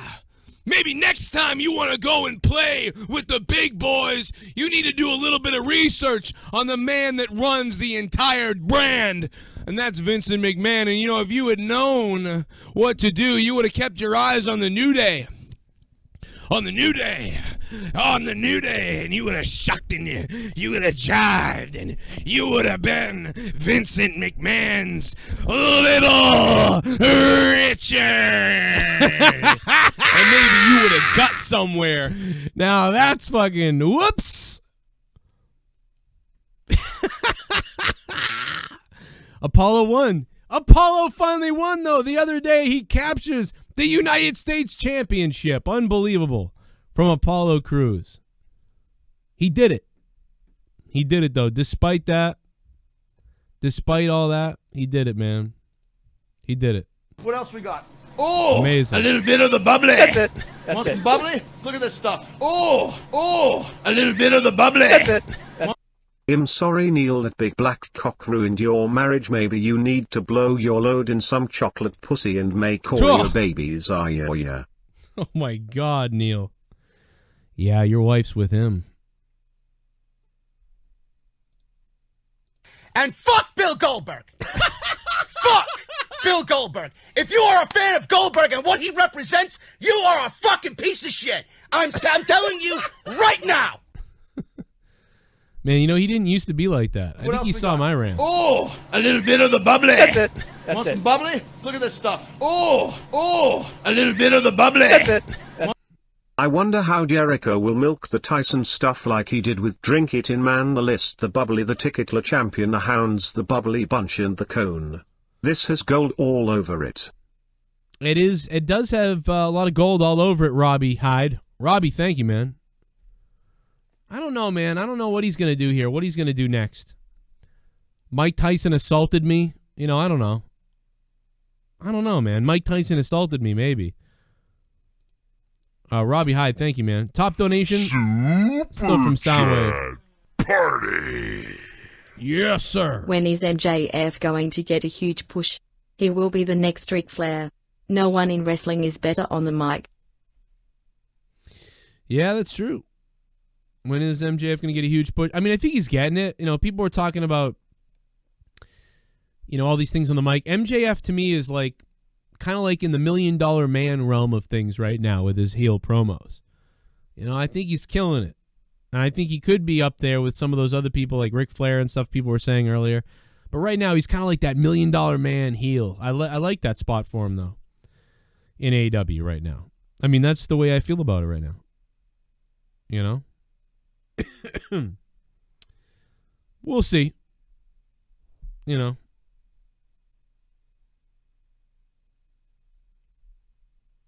Give me a hell yeah! Did I mention that? This is the greatest show. LOL. Woo! Thank you, Spirit Infinity Roy. What's up, Spirit? How you been, man? Moss Blaze. I love gold. What's up? Inner Circle versus Elite with Mike Tyson. Yeah, I mean, it seems like it. I don't know, man. Jericho's the best on the mic. Yeah, probably right now. Although we've got a new Twitch follower. No. Hell yeah! Take my pants off. Thank you for the follow, Ryan. I just think that Jericho has more comedy in his act of his promo stuff. I think MJF's a little more douchebaggery, like that nasty douchebag. Party. It's a little different right now, but it's close. Hello. Pretty Noose 03. Thank you for the super chat. Hello. Yeah, Britt Baker again, her wheelchair promo. I thought she was all right. I thought it was a pretty good promo. I like that they're keeping her around on TV or whatever. But like I said, it makes me think of Bret Hart and Vince did it better in the wheelchair, but it wasn't. I thought it was all right. I'm trying to look at what else did we miss about AEW tonight. Matt Hardy, the Young Bucks, Joey Janela, Private Party. I thought it was an okay match to start show. Matt Hardy coming out weird, like the other version of Matt Hardy, but they called him Broken Matt Hardy, so I'm like sort of confused by that. I don't know. 447, hello. Hey. On Skype. You are on. Hey, man, what's up? Oh, boy. And fuck Bill Goldberg. Fuck Bill Goldberg. If you are a fan of Goldberg and what he represents, you are a fucking piece of shit. I'm telling you right now. All right, well, we lost the caller, but that happens. There's like a pile of carcasses out there. Yeah? Yeah. Start a fire. It's gonna. Turn it off. Run out there and just unplug. You're a pussy. It's a swarm, Dan. It's a bug zapper. Go take a picture next to the dead bugs. It's not the dead bugs I'm worried about. It's the swarm of living ones out there. Go out there and just pick it up and like hold it around. Be great. You want to see my dick? Oh no! I'll take my dick out right now. I'm Sean's View Entertainment. You want to see my dick? And you want to see my dick? Go ahead and take it off. Take it off. Take it off. Take it off. Do you want to see my dick? I will show you my penis. I'm Sean's View. Don't screw with me, or else I'll show you my pee-pee. Do you want to see my dick? Do you want to see my dick? You got a problem with me, you son of a bitch. I got title for you tomorrow's video. It's called I Beat Joe Cronin's Ass in a Fight. I'm gonna show you who's the best. The rest the vest the best. You fucking motherfucker. The brash the trash scenes views and. Oh, Sean, I love you, brother, but hey, you ain't gonna beat me up. But you couldn't even beat your ex-girlfriend up, dude, when you tried to slap her around. She counted your ass pretty quickly, brother. Come on, dude. We all know you got beat up by her. Okay, you've been in the country about the... Oh, my God! Thanks, Sean's view. Okay, you've been in the country about the... Oh, my God! Okay, you've been in the country about the... Oh, my God! Oh, Can we God. get a Cronin flim flam? Oh, you want the flim flam? Robert Heller. What's going on, Robert? You want the flim flam? You want the flim flam? Huh? Is that what you want? Robert Heller? Let's go! Flim flam!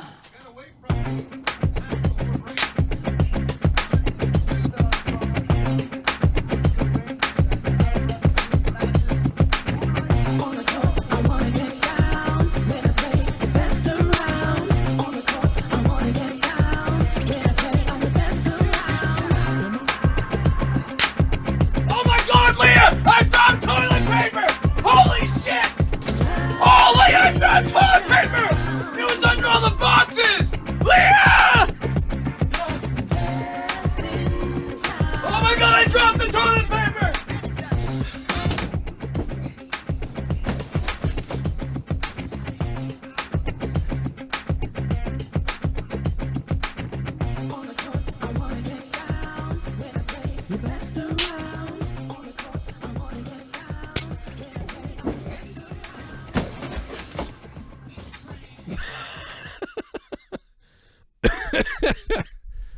Oh, man.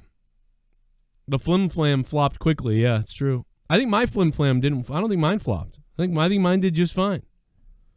Dude, that music is hilarious. If you put like almost anything to that music, it's funny. You could put like September 11th to that music and it would be funny. Okay?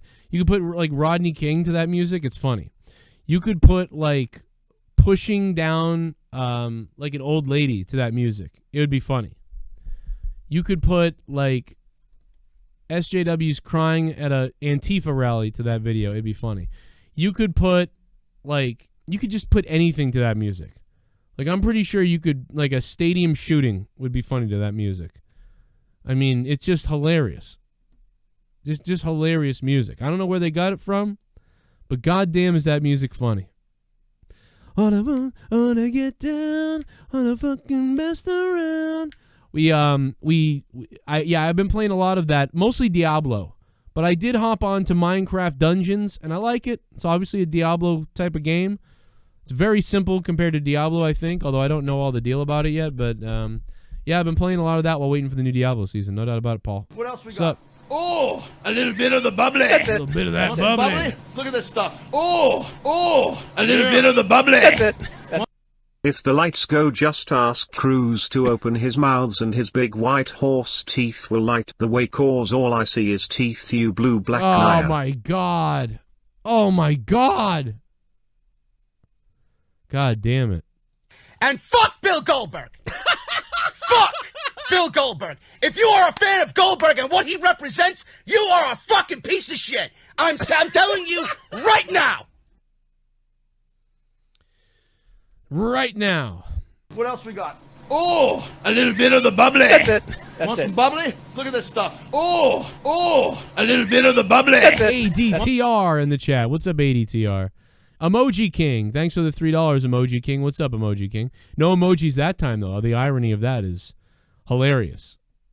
The stairs knocked your ass out. Yeah, I love those stairs, man. Are we, like, way behind? Never played Minecraft, but thinking of Dungeon. I'm only playing the Minecraft dungeons because it's like Diablo. And I love those type of dungeon crawl ARPGs things, whatever. So like I like them. There's Last Epoch is a Russian game that is amazing, dude. It's like the new Diablo, like it's the fighting is better than Path of Exile. It's nuts, dude. It's crazy. But you have to get a VPN in order to play it in Russia, and it's like one of the newest coming things. They don't have it available in the US yet, so it doesn't have any English to it. It's weird. But no, not Last Epoch. It's called no, that's a different one. Last Epoch is something else. I'm thinking of Lost Ark is what I'm thinking of. Yeah, it's called like Lost Ark or something like that. Emoji King, thank you for the donation, Emoji King, you psycho son of a bitch. All right, let's try the phones again. There's a lot of phone calls actually coming in. 412, hello.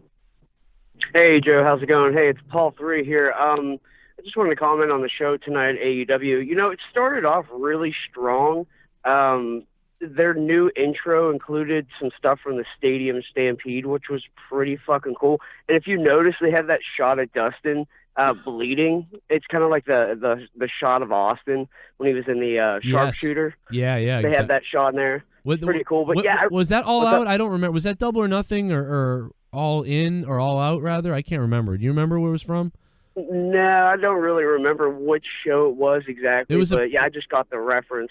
It was definitely one of their pay-per-views before they were on TV, I think. It was great. That was Cody versus Dustin, I think. That was such a crazy match, that blood. Yeah, that was probably the best match all year. Last year, I would say that was a fucking sick match. But anyway, I felt like the announcers were really trying tonight, commentary. JR started off really strong. Tony started off really strong. They weren't stuttering. Nobody was fucking up. But then it reaches a point where JR, I think he gets disgusted with some of what they're doing in AEW, and he just gets turned off. And the whole show goes to fucking hell after that. I don't know, man. It's a shame because he sounds like he's he sounds like he's grumpy with it. He really does. He changes his tone. I know exactly what you're saying. Right, yeah. I was fucking psyched, dude. Like that new intro, and then they were killing it. Yeah, and then JR gets disgusted, but it takes me out of everything. I feel like everybody's trying super hard. I mean, some of the stuff at the end was kind of cringe with Tyson or whatever, but I feel like the talent's like fucking trying. They're trying to make it, they're trying to kick ass, but I don't know. It's a shame because JR is such a legend, but he's kind of bringing the show down. It's a bummer, but that's all I wanted to say. You've been kicking ass, Joe. Fucking Meant to Offend is a great podcast. I recommend everybody listens to that. Once again, thanks for taking my call. Thanks, Paul. Good stuff. Thank you. Bomb. Paul. There's a Diablo 1 mod called the Hell 2. It's flawed and very hard, but the Iron Man modes make it interesting. Really? It just got updated, so give it a try. Bimbo Baggins. What up, Bimbo Baggins? Thank you for the $5, Bimbo Baggins, and being a $5 shit bum. I'll have to give that a check, man. That's pretty cool. I didn't know they did that. I will check that out. Somewhere in New York, it's 305. Hello. Hi, Joe. This is Anthony. What up, man? Joe, I have a question actually. Do you think they're setting up a stable with Mike Tyson to go up against the Inner Circle with Chris Jericho, with all the people he brought into the ring with him, or that was just part of the? Do you think that was just part of the segment? I think it was just kind of part of it because they sort of, they literally copied the 1998 stuff with Austin. It's the exact same thing. And I think having the entourage, it makes him seem like so badass, and his crew is drinking. And yeah, they may do that, like Tyson and his crew versus the Inner Circle. I could see them doing it, especially since they could film it, because I think Tyson is hit or miss. Sometimes Tyson is pretty believable and it's pretty cool, but then there's other times where he kind of comes off like weird, and he's not an actor really, but sometimes he is. Sometimes he's really good when he's directed. So I think if they are going to do something, it's a good idea because I think they can direct him to be really good and to be funny if they're taping it. But live, like something like this, it's a little harder to rein him into the entertainment aspect of things. You saw what a good job WWE did in 1998 with Austin. If everybody goes watch that segment, it's so good. It's funny to talk about it that way, that WWE in 1998 executed that scene, that moment, amazing with Austin and Tyson. But now in AEW, it's a little more cringy. You know what I mean? It's weird. Better than it would have been in WWE nowadays, but not as good as WWE in 1998. So that's the weird thing about it. But yeah, I actually didn't think they were going to do that. I thought this was going to be a one-off, or maybe Tyson gets a bunch of guys and he's just outside the ring cheering them on. But now that you say that, maybe he will get involved and actually be involved in it if they're taping it. Yeah, and this is another question. It has to do with ratings in general. I noticed the past few weeks, AEW and NXT their ratings haven't gone up. They've stayed like even or they've gone down. Why is that? I think that the AEW ratings are bouncing around, right? They've been bouncing around between 900,000, 700,000 mostly, like somewhere between 700,000 and 900,000. I think they had a couple 600,000 weeks or whatever. I think the problem is I said this in my last video, nobody is transcending the business. Nobody is becoming popular with people outside of wrestling. Somebody needs to get over, and I don't know who that is. We thought maybe I know it sounds weird and terrible, but maybe somebody like Orange Cassidy could have gotten over on memes and Twitter and like TikTok or something with the whole like thumbs up and the chill vibe and the weirdness. And then he's just so cool. And maybe if he could have gotten over in these memes with kids, and you could get a guy like Orange Cassidy to have like 50 million followers on YouTube or something, and then take them and have him advertise that he's in AEW. I think something like that is going to be what it's going to take to get another wrestler over and to get them to bring in new fans to wrestling. Because right now, as good as AEW is, they're still not bringing new fans to wrestling, really. And neither is WWE. WWE is bringing a few new people, and AEW is bringing a few new people, but mostly it's the same old wrestling fans. So this ain't going to work until somebody, whether it's WWE, AEW, or maybe even somebody else that we don't know about, does something that gets over with the world and gets people to be like, I got to watch that show again, or I got to watch whatever he's on. Where did he do this? And that's what will get people tuning in, just like it did for always in wrestling. You know what I mean? Like, it was like when I was a kid, I was sucked in by, Hogan and Do you think the Macho. PG era, this is a question actually for WWE. Do you think the PG era is actually affecting the ratings because they're gearing it so much towards kids now that they're losing the adult what is it called? The adult demographic, like 19 and older? I think it's a lot of things. I think WWE could be PG. The problem is it's the over-scripting, the cheesiness, and the way that they overproduce stuff. So that's the number one problem. It doesn't matter PG or TV-14. Their overproduction and scriptedness is killing them. That's number one. So that's first. I blame Fix Vince, all that. Honestly, I blame Vince for that because he seems like he wants to. He's a micromanager. He wants to control everything, and he doesn't want to let people write their own stories. Yeah, I think that they don't trust anybody, and then they do sometimes, and it doesn't work. And I don't know what it is, but they're way too micromanaged and way too scripted. And quite frankly, a lot of the new wrestlers are soft. These people are all playing video games in the back, like, hey, let's go play video games. Hee hee hee. Back in the day, wrestlers were like, let's kick someone's ass and go to the bar. You know what I mean? The mentality sucks now. It's sad. Even in AEW, though, these guys are allowed to run so wild that they're coming off well. Sammy Guevara is shining as a small guy, too. Sammy Guevara is shining. Darby Allin is shining. Those guys are some of the smallest guys in the company, and they are shining. Sammy Guevara, Darby Allin, they're shining. They're just doing it, man. It's amazing when you think about it. But still AEW doesn't have they don't have another Jericho. They're not making a Jericho. They're not making a guy like that. Jericho's already existed and he's there. But they still don't have that, or anybody that can eclipse Jericho, or anybody that can take over the new spot. They don't have it.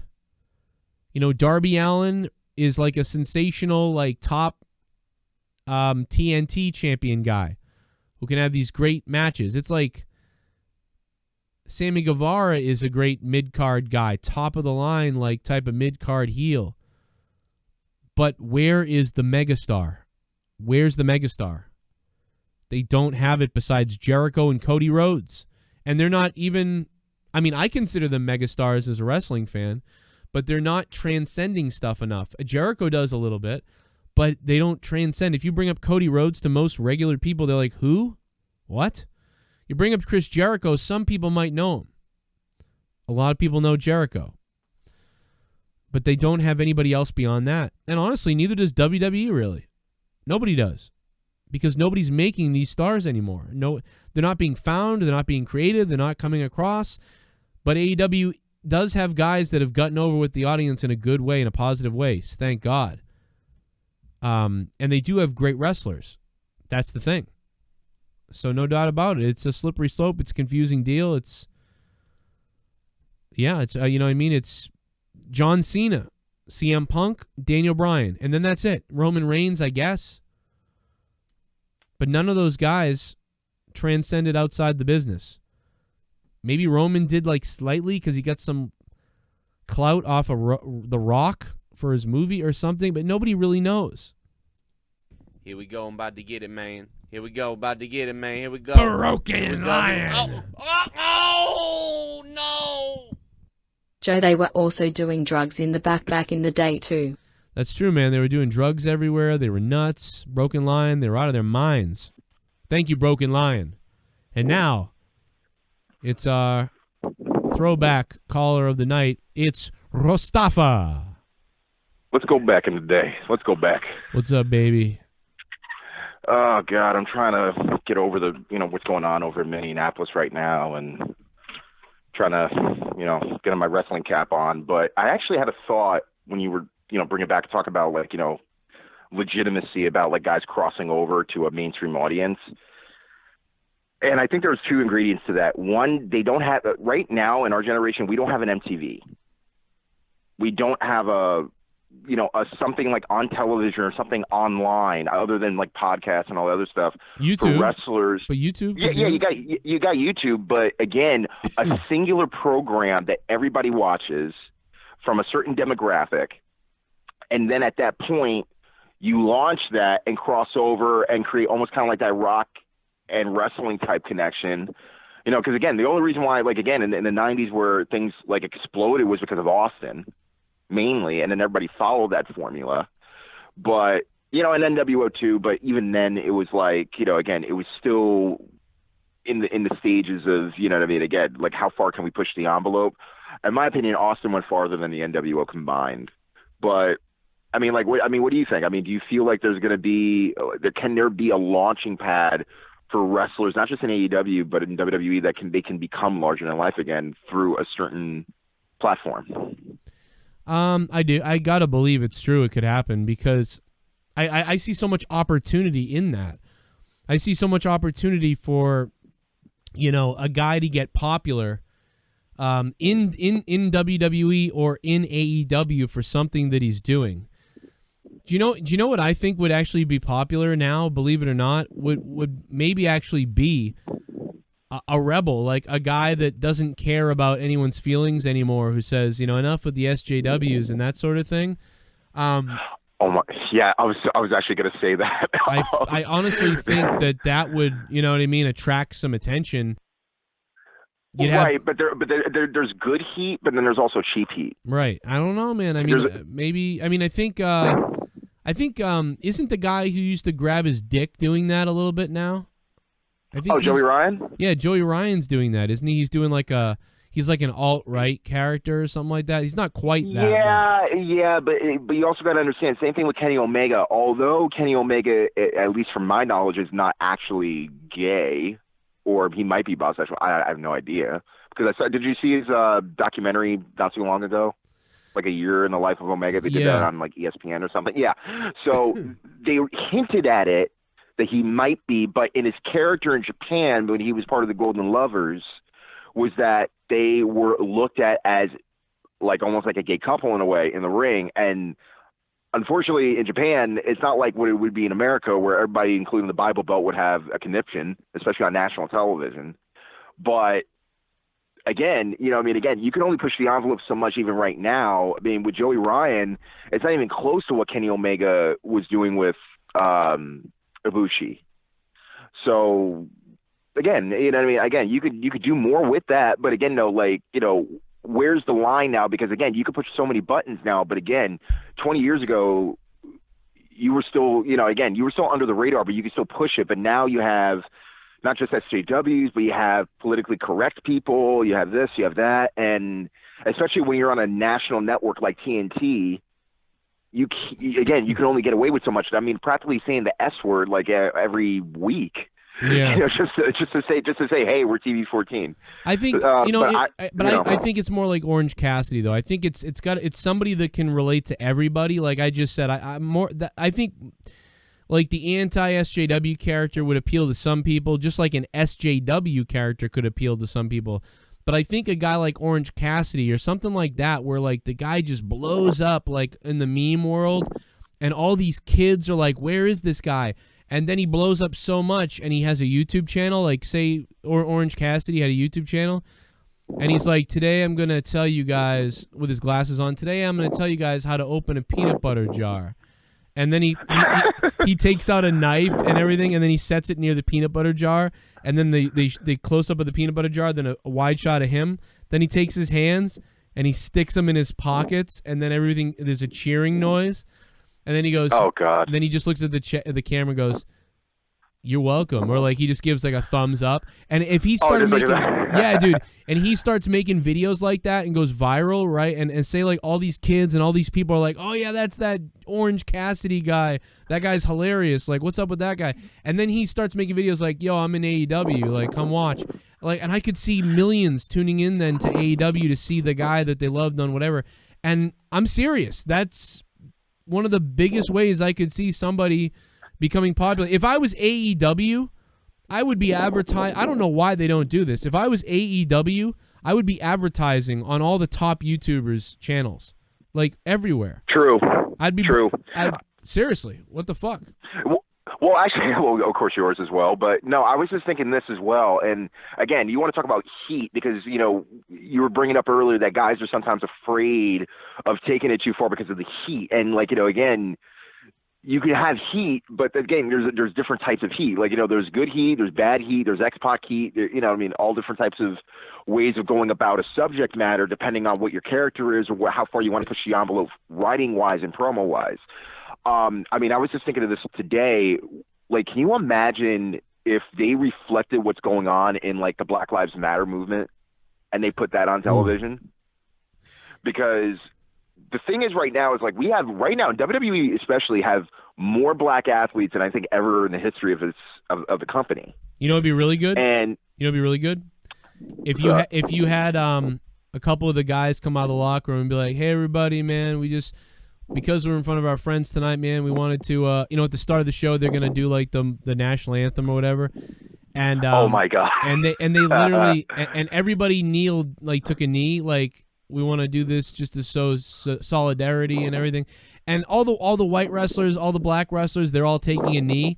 And then you have like the biggest heel in the company come out. And one of the guys that's leading it is in the ring, and the guy's taking the knee. And the guy comes out from the locker room and goes, "Get the hell up. Get up. Get up, you son of a bitch." And then he slaps the guy type of thing. Like, oh my God, dude, like that would be crazy.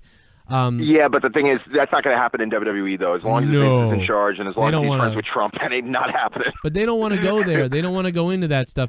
I think a lot of people don't want to be reminded of that, though. I think there's a lot of people that they don't want to get into that stuff. That's why I think Orange Cassidy is the type of thing people want. I think people want to not think about all the dumb, serious stuff that everybody keeps talking about everywhere. Not that it's dumb, but the serious stuff. They want levity removed. And so I think that's why like something else might get over. And but I would do those things because I'd want to be controversial. I'd want to be like, let's let's have the scummiest guy like come out and be like, "Get up off your knees. Like, you don't do that. We're not doing that here." And you have the worst guy do that. Oh, sorry. Go ahead, Joe. I'm sorry. No, I was just gonna say you have the worst guy do that. Whoever Jericho's too silly, but I think like if you were to have a serious heel in the company and you wanted to make him like hated, like Vince McMahon. Like imagine if Vince McMahon come out and said, "Get up, damn it! I told you, you're not gonna do that shit on Raw." Like that type of. Oh my God, dude, it would get crazy stuff. Like it would right, be, but the thing is though, there's also got to be that intimidation factor. A lot of these guys, all due respect to their size, all due respect to their abilities, there's not like that one intimidating motherfucker, that would just, like, again, he would not only back up what he says based upon his size, but he doesn't have to do much just because you would think he can beat your ass anytime that he wanted to. Like, for example, I was thinking about this. What about Orange Cassidy at one point would go heel and would practically do all the things that you would say, right? I mean, he's not the biggest guy in the yard. He could play, the puss heel, but he could still get the job done, because I can only imagine, like, from what his indie days were, apply everything that he's done, do it in a heel fashion, recreate the character, and, say, like, probably great promos. Because, again, I don't really know him as as the biggest promo guy as far as, like, from his previous incarnation before AEW. But I'm only assuming, like, that he would actually be very interesting as a heel, but, like, down the line. But because with the right storyline where he jumps from face to heel. Can you imagine? Again, Can you imagine if Vince McMahon, if the New Day was the ones to lead that whole kneeling thing, and even my God, yes, and the New Day was like, we wanna have a 30-second kneel down to, like, show solidarity type of thing, and I know we're not supposed to be out here right now, and I know we're taking up a little bit of time, we're gonna get a little trouble for this, but we want to do that. And then, like, all the wrestlers came from the back, like the white wrestlers, the black, everybody came out and was like, yep. And they all kneeled around the ring in solidarity. And then Vince came out and was like, damn it, stop it. Like, and he came out and he got in the ring. Get the hell up. But imagine if Vince gets in the ring and then Vince goes, everybody get the hell back there now. And they do, and they all leave. And then Vince looks at Kofi and Xavier Woods and he goes, Kofi, Xavier, get the hell out of the ring. It's not you. Big E, you stay here. You stay here, you stupid son of a bitch. Like, and then like they leave. Everybody leaves but Big E or whatever, and fucking, or Kofi, whatever the case is. And Vince just slaps him and goes, you stupid son of a bitch. Like, and he slaps him again and he goes, you know what? Get back down on your knee. Get back down on your knee like you like. Oh, because my ass club dude, deal? No, and then, yeah, dude, and then, oh my God, dude, the type of heat that they would get if they did that, or even if Kofi, was the one that he was beating up, oh my God, dude, it would be crazy. And then whoever, and then Big E's had enough and he snaps, and then Big E fights back and all that type of thing, and you would turn Big E into this crazy symbol, and Big E was like just, and he said all the things that people thought, like, and all that type of stuff about the stuff Vince is and and some of the stuff, and they really went there, and you had Big E as this, like, underdog character, or maybe Shane McMahon is the guy instead of Vince. I don't know. I would say Shane would take the bump. Yeah. Yeah, have Shane tape the bump. Dude, I mean, listen, that's crazy, and that's probably really risky or whatever, but oh my God, dude, I think the fucking fans would eat that shit up right now. No. So check this out. I was actually thinking of this. Do you remember did you watch the New Jack episode on Dark Side of the Ring? The New Jack one? Oh, yeah, that was really good. Yeah. Okay. So did you see the part where he basically does a shout out to O.J. Simpson? He's like, O.J., keep up the good work. Yeah. So I was thinking about this. I was like, wait a minute. What if, like, they all three of them did the kneel, right? And they're like, hey, yo, Colin Kaepernick, keep up the good work, dog. Because he just got signed to the Jets. So just imagine, like, in recent times, especially with all the Black Lives Matter movement that's happening right now, with all the killings that have been going on for the past, like, 10 years. Like, dude, it writes itself. Everything that's organic writes itself. The issue is that, again, and I was actually thinking about this as you were speaking. Vince at this point is scared of the heat because he has all that advertising money. He has all that television money. They don't want to go there. And he doesn't want to lose any of that. And you know what? Before they do any of that type of stuff, like, there's so many other things that they could be doing that's not, like, even that crazy that they could be doing, but they don't even do that. So, I mean, you're right. I mean, we're going a little ridiculous with that. And Mustafa, man, I love you, brother. My favorite mixed race caller ever. Thank you. Mustafa, I love you, brother. But, yeah, I think we're going a little ridiculous. I don't like what we were really coming up with, really, but, I want to see Big E cut promos, though, and become this badass dude. And I don't think they see him that way, so I don't think we're going to get that. So that's too bad. But, it is what are you going to do about it? Pour me a beer. You've got a new subscriber. Vic Man 8 Ball. Vic Man 8 Ball. Thank you for subbing to the channel, man. Everybody give him some love in the chat. Thank you for the sub, man. Cornelius T. Farouk.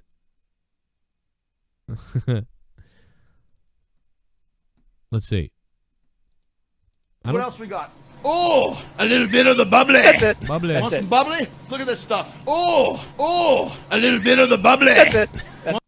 Thinking about the TNT title made me think about the Dynamite Diamond Ring MJFs. Remember that? Yeah. Would the ring still be relevant now that the men have a second title? Curious. I think everybody's thinking too much about the ring. I don't think it's that big a deal. He wears it sometimes. He shows it to you. It's a thing he won. It's not even as big as the $1 million belt, the $1 million championship. So it's just a ring, man. He won a tournament. He has a diamond ring, and that's it. It's not supposed to be carried around forever after that, Shit bomb. It's a one-and-done thing. This is unrealistic, but if I were WWE or AEW, would make a secret deal with daytime and nighttime talk shows and have two guys brawl throughout the different talk shows all week leading up to a PPV. That might get some people talking. Just an idea. I'd make a secret deal with daytime and nighttime talk shows.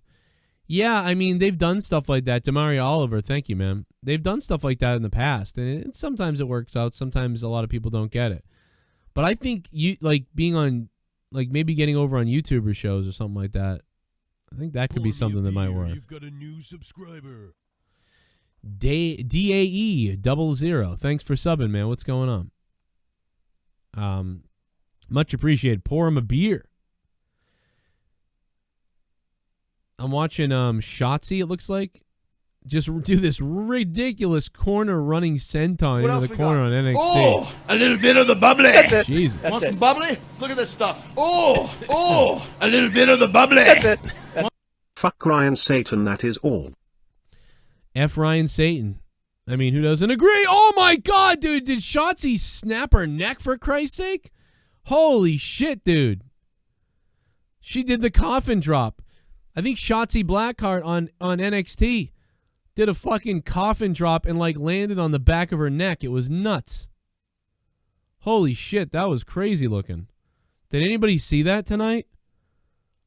Oh my God, dude. She coffin dropped and it was Hell yeah! What's up, Joe? I bought the AEW PPV set, best $50 I could have spent. I'm really loving AEW. I thought it was nice. Feels like they're having fun, What are your thoughts on EC3? You seen his promos? I'll tweet you pic now. Alabama. What's up, Alabama? How you doing, man? I do. I love EC3. I think, as a promo, I think he's good. In the ring, he's okay. But as a promo, he's super good. So I think the guy should be a star in a company, or should be at least some kind of mid-card star. You know what I mean? What he did in WWE, that wasn't even right. How they treated him in WWE was disgusting. For his talent on the mic and creativity that way, and for what he could have been. Remember all the ideas I had about him having a yacht and all these type of things? It's just what a waste of talent. This guy has the ability to be a strong 7 out of 10 or 8 out of 10 maybe. But as far as a wrestler and a commentator or a talker or whatever and a character, the guy has the chance to be a 7 or 8 out of 10. Oh my God, dude. Shotzi landed on her fucking head, dude. Oh my good God. And, in WWE, EC3 was never even allowed to be a 3. Ironically. It's just kind of crazy. How about they put the thing the WWE did around the post tonight, right? They had the LED boards around the post tonight, AEW. So, I mean, correct me if I'm wrong, but so that's something finally AEW kind of took from WWE, right? First time I saw that. Maybe I missed it last time. I don't know. You guys got to look at Shotzi almost dying, man. She did a coffin. Did she always done the coffin drop? Damn, man, she did it. It was nasty. I mean, I don't even know. She might have called it something first. But to me, damn, she's almost dead, bro. I've never seen anyone land like that. You've got to see that match. Oh, a little bit of the bubbly. That's it. That's Want crazy. some bubbly? Look at this stuff. Oh, a little bit of the bubbly. That's it. I heard Adam Cole contract is coming up. I'd be kinda surprised if he left WWE even though Britt Baker in AU. And Scarlett tonight Jesus was smoking. Yeah, bro. Is that who it was? Is it Scarlett, not Shotzi? I don't know. No, I'm just kidding. No, what is going on in the match? Oh, they're having this sort of MMA fight. So I'm watching the cage fight now. They've got the doctors outside the ring. Did they try to treat this like a shoot or something? Or are they oh my God, he's bleeding from the mouth. Yeah, I can see how NXT was way more, the guy's tooth fell out or whatever. Oh my God, dude, that looks crazy. Dude, this is crazy. NXT was wacky tonight. So to me, NXT was definitely we're seriously having wrestling matches. We're seriously having a fight tonight. AEW was a lot more cartoony and goofy tonight. NXT definitely has more of a real, we're going to show you the best wrestling and we're going to give you some serious stuff. So if, depending on how you feel about wrestling, you may have enjoyed NXT better tonight than AEW. I'm gonna give NXT a full watch to, try to give it an honest opinion instead of, just watching a couple clips and trying to form some kind of opinion there. Sorry, 447, I hung up on you by accident, bro. 901, hello. Hey, 901. 901, you are live. Oh, God. And fuck Bill Goldberg. Fuck Bill Goldberg. If you are a fan of Goldberg and what he represents, you are a fucking piece of shit. I'm telling you right now. I'm telling you right now. Better emotion than the whole entire WWE roster. I think we all got it better sometimes. It's pretty crazy. Oh. All right, let's try one more time. 447, hello. Overseas. Yeah, what's up, Joe? It's Omar. How you doing? Hey, what's going on, man? Oh, good, man. So, watch today's show. I think I'll give it probably like a 6.5 or 7. I think they tried, it was a bit funny with the last segment with Jay just screaming and going mental and Tyson.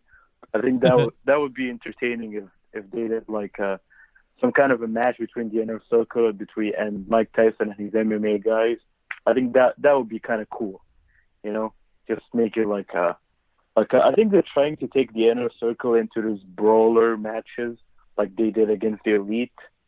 I think, the big 5 versus 5 tag teams and, I don't know, some kind of a steel cage or something like that, just like they did in the stadium match.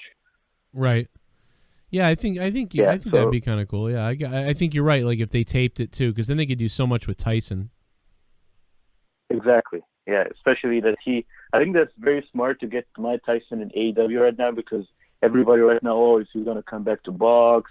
He has all the stream and the eyes on him. So when he showcases himself on a promotion wrestling or AEW, that means they might generate more views. And next week, I bet you probably the ratings might go above 800K to 900K, probably. Because you're going to bring all the boxing fans and all that stuff to tune in next week, which I think is really smart. Yeah, I think you might be right. And I think that it was a good call because you're right. He was like, I'm coming back to boxing. Everybody's talking about Tyson. What's Tyson going to do? Everybody's talking about Tyson and Evander Holyfield. And then, boom, he shows up on AEW. It's probably no accident. They know what they're doing. Whether AEW told him to say that or whether they saw him saying that and they were like, dude, let's try to get him in here right now. He's probably already a fan of it and was already talking about it. Gothic Princess, what's up? And I'm sorry, no, Jake is not here. He is sick again. He was having spasms and all these things, taking shots of his, he's having the convulsions and the blood stuff. It's really fucking creepy what he has, man. I don't know how he does it. I don't know how he deals with it and he keeps himself together. He's such a great guy because I would have anxiety, full-blown anxiety. 901, hello. Yes. Chris. What's up, Chris? You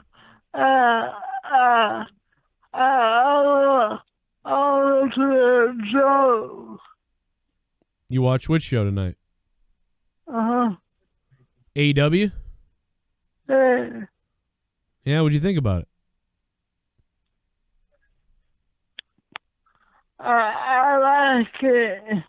Yeah, I like it too, man. I loved it. Did you do you still watch NXT or is it just AEW for you? Is this like what's your score tonight? I watch it.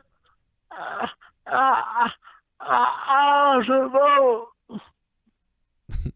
I love it, man. I love it. What do you think about the new AEW TNT title belt? I can like it. Is there anything you don't like? I like WWE. You don't like WWE. I love it. All right. Well, there you go, baby. Look at that. A WWE hater and an AEW lover. You just made my old friend Rose jizz. Yeah. Yeah. Another one converted, everybody. No, I'm just kidding. I don't care if AEW or WWE is better. I like them both. I just don't really like WWE right now.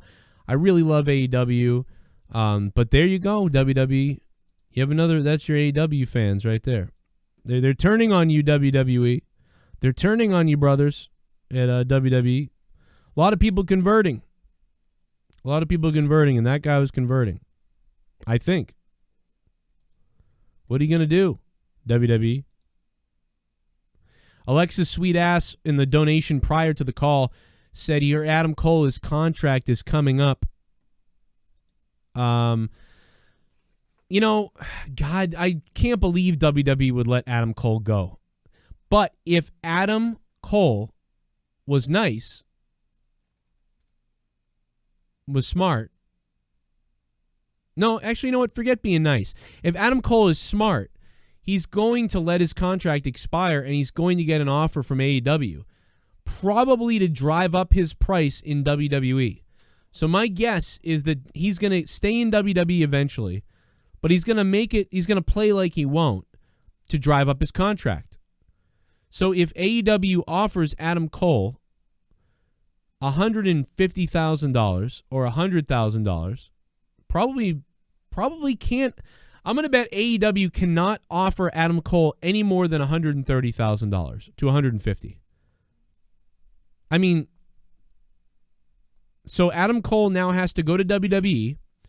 WWE knows that they're going to offer Adam Cole that their $300,000 contract with Adam Cole is going to be better than AEW.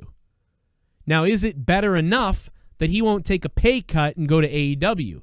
Now, Adam Cole has to somehow sell the WWE that he'll leave for less money because there ain't no chance in hell he's getting paid more in AEW than WWE. So then if WWE offers Adam Cole $800,000 a year for 2 years or 3 years, Adam Cole would probably say yes to WWE and stay and make a chunk load more than going to AEW. So, but if there was no AEW, maybe Adam Cole is offered $500,000. Maybe Adam Cole is offered 3 years, $500,000. But because there's an AEW, Adam Cole might be offered 3 years at $800,000. So I don't know.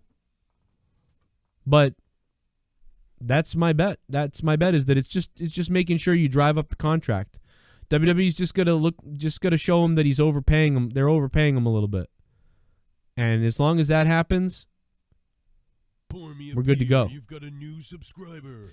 Yo, Tyler Miller, thank you so much for subbing to the channel, man. What's up?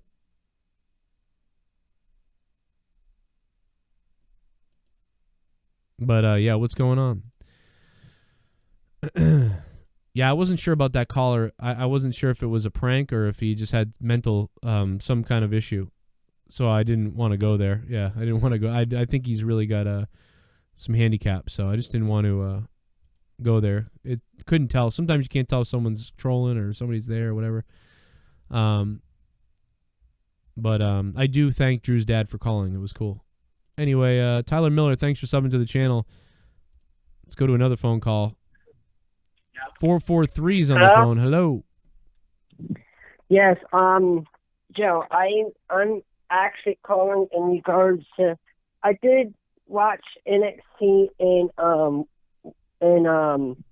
AEW tonight. I gotta say,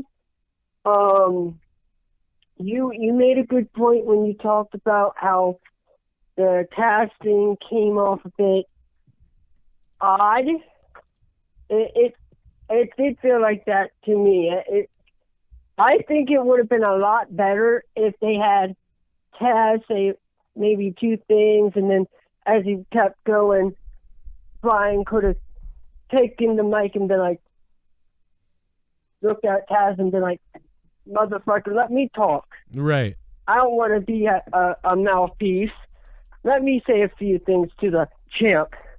Got out the ring and then went right over there and looked Mox in the face and went, come, when we meet, your ass is mine, and I'm breaking your fucking neck. Yeah, that's the type and of thing. That championship is mine. You're just keeping it warm for me. I agree, man. I think that he could have said something, and Taz could have cut what Taz said in half. I would have. This is nitpicky, by the way. I just want to tell you guys, I am fully aware this is so nitpicky because I did like the segment. But I think if Taz was just like screaming at him and then he grabbed the mic and said something like that, it would have been all right too. And I think Taz throwing his catchphrases is a little weird. I don't like that. But that's just me. That's a very opinionated type of ticky-tacky thing, but it's just the way I feel. You got to watch this cage match on NXT with Thatcher and whatever his name is, Bro. I call him Bro Guy. It looks like it's pretty cool. Like, this looks pretty cool, guys. If you didn't watch NXT tonight, this main event looks pretty good. Running backbuster and then into a sleeper hold. Into a sleeper hold. The dead center of the ring. Surrounded by steel. Bleeding from the mouth, Thatcher. It's crazy. It's great stuff. I really you gotta check it out. Phone lines are fucking blowing up still, man. What's going on? Feel the grand run down my gland. Somebody give me the grand. You gonna give me the grand, Omar? I'm the man. My enemies are the Omar. It's period blood, Omar. I'm telling you, I'm drinking period blood.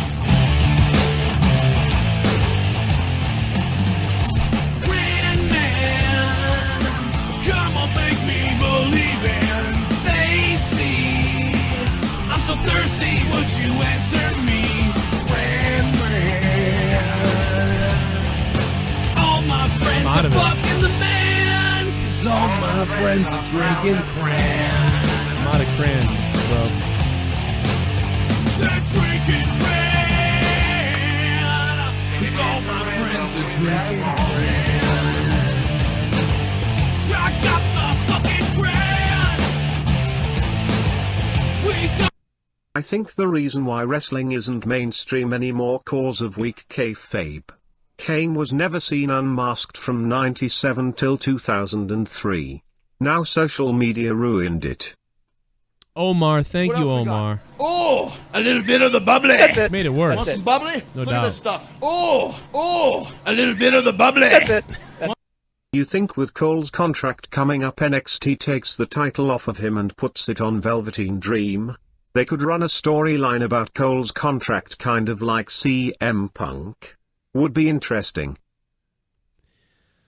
That would be interesting. Maybe. Robbie Hyde, maybe. Maybe, but I almost wonder if they'll stay away from the contract stuff and they won't even talk about it really. I think they're going to stay away from the contract talk because I don't think they want to advertise it more or whatever. I don't know. That's just what I think, but I don't know. You can't be 100% sure, I guess. But NXT felt really gritty tonight. Very gritty, like a shotgun Saturday night. It's the Monday Night Messiah. Seth Rollins. Omar, thank you. Adam Cole could take into consideration his relationship with the Elite. And most definitely being able to work alongside Britt. If his contract is coming up and he isn't still the champ, I think he will jump. Wow, you really think so? I mean, they'd have to throw some money at him, Broken Ambrose. Broken Ambrose with the $25 Seth Rollins donation. Thank you for the $25, Broken. Man, I don't know. I just can't see him jumping ship. We didn't even talk about the Revival or FTR showing up tonight in AEW. What did you guys think about that? I was a little bit thrown off by what they were doing. I felt the commentary should have put it over like a little more like, but why are they here? Or you know, they're here for the Young Bucks. You don't know that. Maybe they're with the Young Bucks. They've been fighting with the Young Bucks for years on social media if you've watched the Elite. Well, then they're here for the Young Bucks, and the Young Bucks got to keep their eyes open. And, like, the next thing you know, they attack the other guys, and they just be like, well, wait a minute. See, I told you they're with the Young Bucks. I don't think they're with the Young Bucks at all. I think they're sending a message in front of the Young Bucks. Well, if they're going to do it, they'll do it now. You know, they're not going to do anything now. Oh, they're taking off. I think it was a message to the Young Bucks and to everybody in AEW. Are these guys in AEW now? Are they signed to AEW? But they did none of that. Unless I'm wrong, did I miss the commentary? Felt like the commentary kind of backed off, like waiting to see what happens because they didn't know. So that was a situation to me where the commentary should have been told what was going on because they could have sold that then. But it felt like the commentary had no idea what was going to happen. And then when sort of nothing happened, they sort of didn't know where to go with it. That's what I felt. But, yeah. You never know.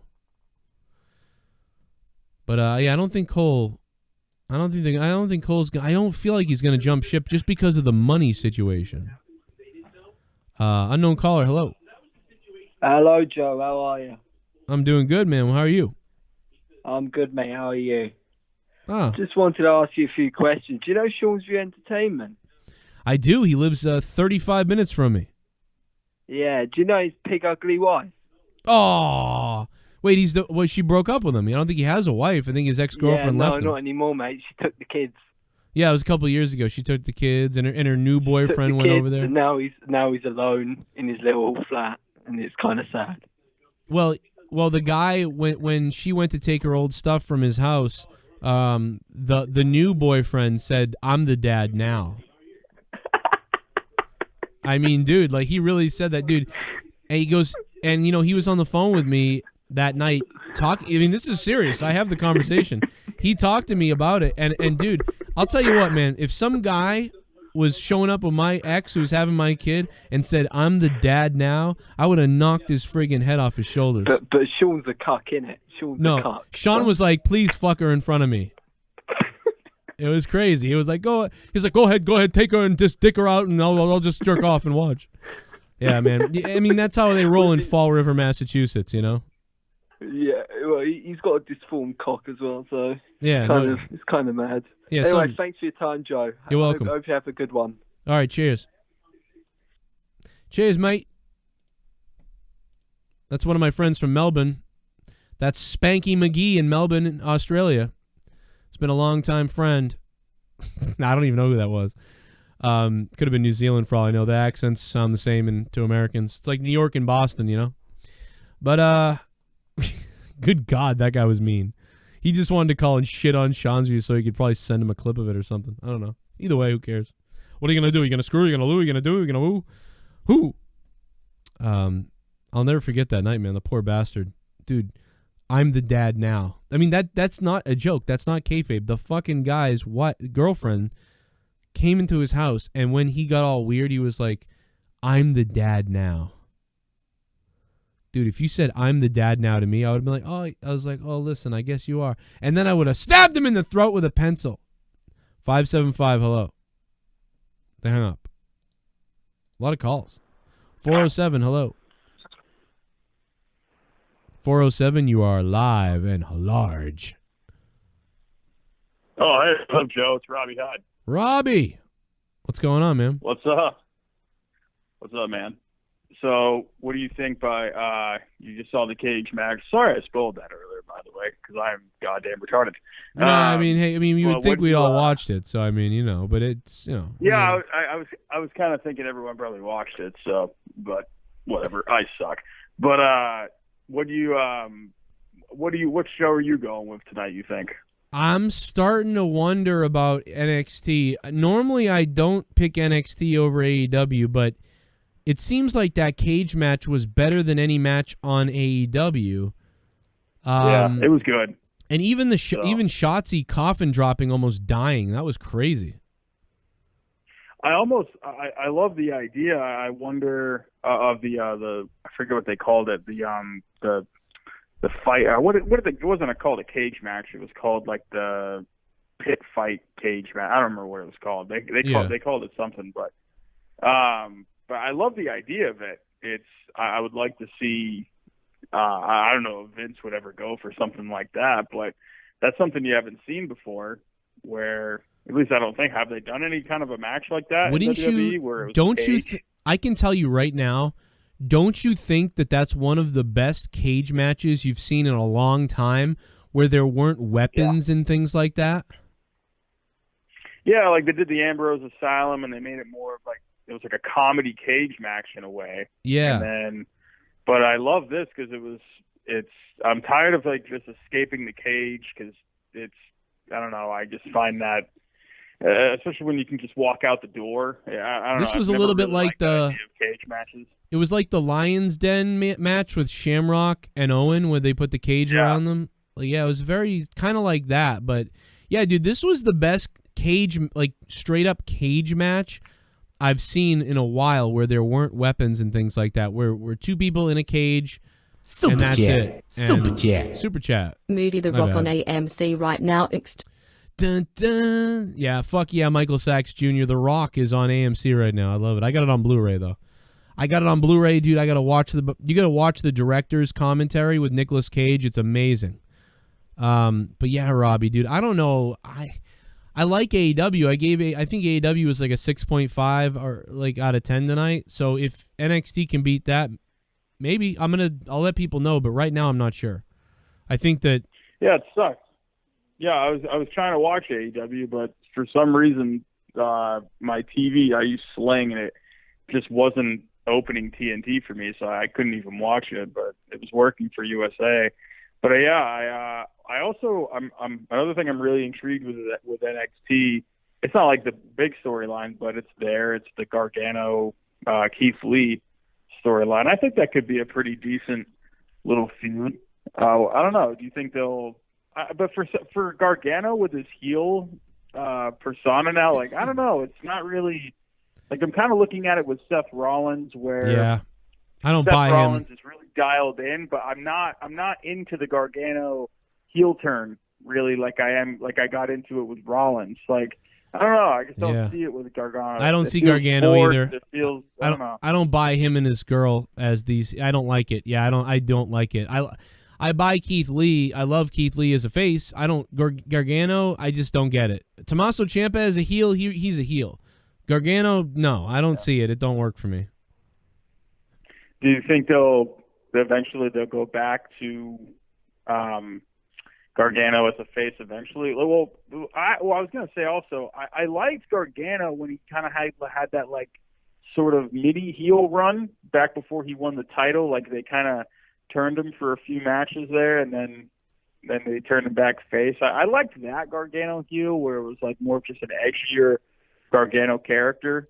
And then, but yeah, this one I'm not liking. But I don't know. Do you think they'll go back to face Gargano? Because I feel like even that was kind of getting boring a little as well. Yeah, he's unfortunately kind of run into a wall for me as well. Like he's just not. I don't know what happened, man. He was doing great in all the things he was doing. But for me, yeah, I think he does better as a face. I think bring him back as a face. He's not as big as he was anymore, but he's a face that can do solid work. And that's what I think they should do with him. Thank you, Robbie Hyde.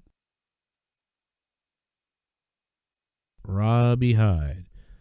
Dropping the donos tonight, Robbie Hyde. Thank you, sir. Love Robbie Hyde. We got to do a podcast sometime soon. And that's about it, man. I'm gonna head out of here. I'm gonna get the hell out of here, and it's gonna be. I may jump on. I possibly may jump on some Diablo on Twitch. So if I do that, I will stream and I will tweet it out and let you guys know that I'm going live. Maybe. I don't know yet. No, there's a lot of stuff to do around my house. I might have to clean up some stuff. Oh, a little bit of the bubbly. That's it. That's Want it. some bubbly? Look at this stuff. Oh, a little bit of the bubbly. That's it. How is your relationship with your older son and how do you fix it if you had a bad relationship with him? Asking for advice. Sultan of Swing. How you doing, man, for the $3? He's 10. He's the more difficult one because he's quiet and he goes to his room a lot to play video games and stuff like that. So I really got to drag him out. But one of the things that works with my kid is when he's interested in stuff, he like rambles to me. He wants to tell me about all the stuff he's into. And a lot of times when I try to get him to do stuff, he's sort of like, whatever. But if I let him talk to me, like, I don't know. But that just works for him. Everyone's different, so I don't know, dude. I'd have to know what your kid is like to sort of think like what would work with them. You know what I mean? Or what could work with people. Because I'm usually pretty good with people. But everyone is so different that I'd have to figure it out. It's usually finding something that... It's usually like trying to do something with them that you both like. But then it can be trying to do something with him that you like, but he doesn't like it, but then maybe he will like it. But then it's definitely doing stuff with him that he likes. You know? And being the one to give that to him. So, I don't know. That's just me. What else we got? Oh, a little bit of the bubbly. That's it. That's Want it. some bubbly? It's Look at good, this though, stuff. with my kids. Oh, a little bit of the bubbly. That's it. Who you say hottest chick in wrestling? I'm going Scarlet. King K. What up, King? Let's see here. What the fuck is going on right now? What the hell?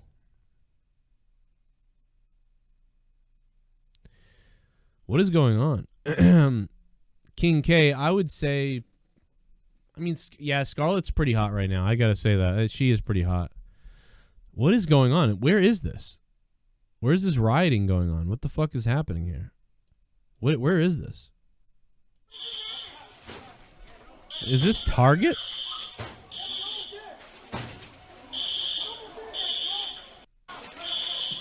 The fuck?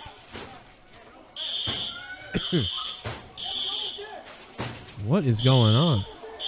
The inside of Target is smoky. People are trying to break into cash registers. Where's the riot police with their weapons? How come they only kill like people on the street who are like, I'm not doing anything? Why don't they kill shoplifters? Like, what is going on?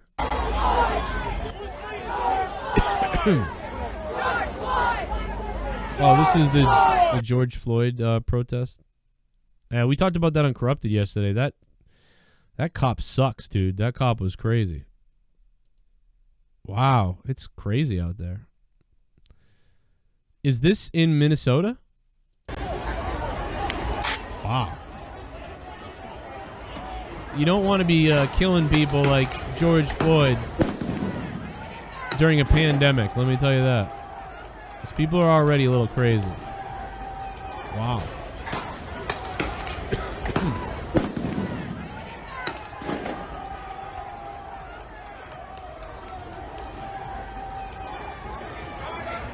Is that the tear gas? They're shooting tear gas, I guess, at the protesters.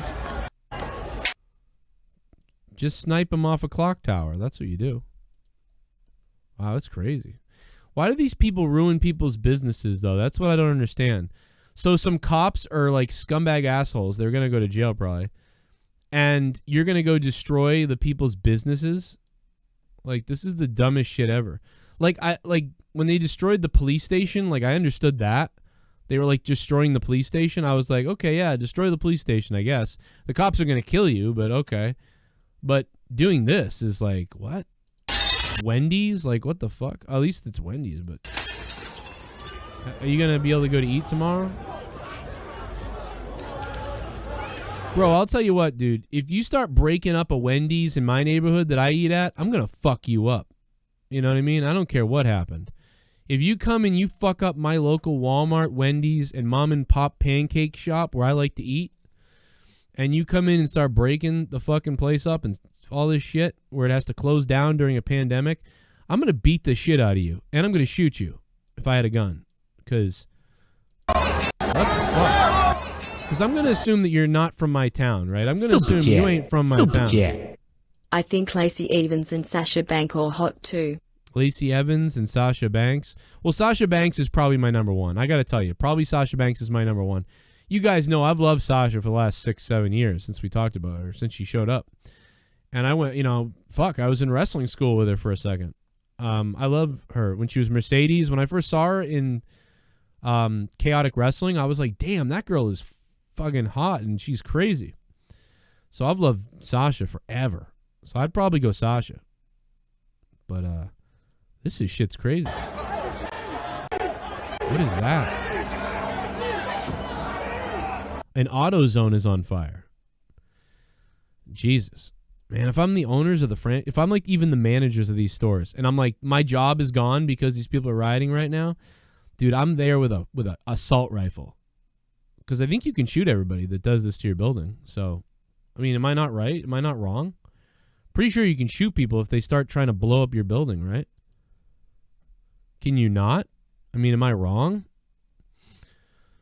Pretty sure you can shoot somebody if they try to blow up your place of business. Pretty sure. If they try to light your business on fire, I think you can shoot them.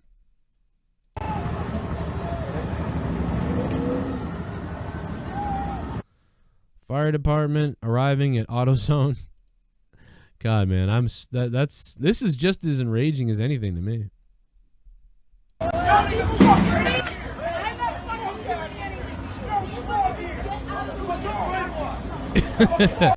What is going on, man? I mean, like, damn. There's some crazy shit going on right now.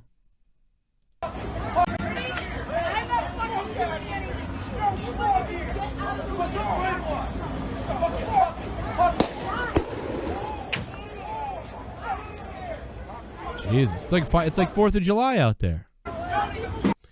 Be careful, you don't want to get a rubber bullet in the eye. Remember when they were partying in Boston in 2004 for the Red Sox World Series? They shot warning shots at the rubber bullet and hit somebody in the eye. The one person died because the bullet went in their eye. You don't want to get hit with a projectile.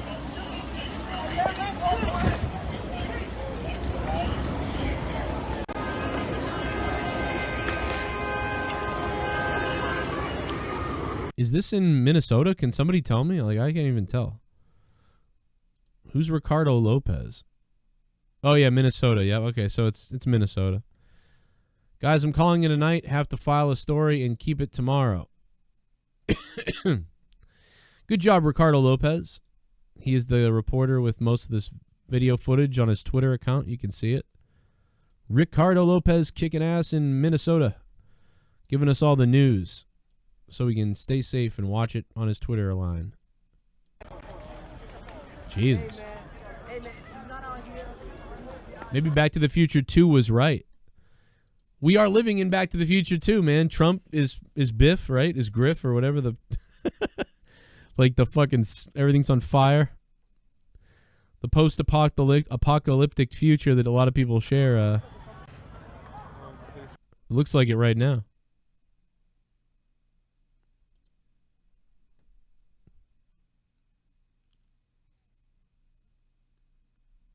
Crazy.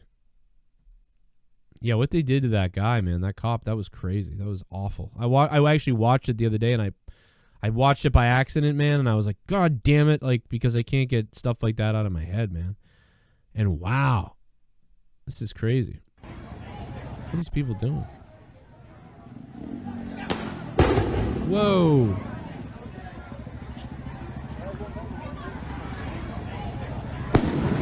Oh my God, dude, was that a firework? That had to have been set by a person, right? That wasn't the cops.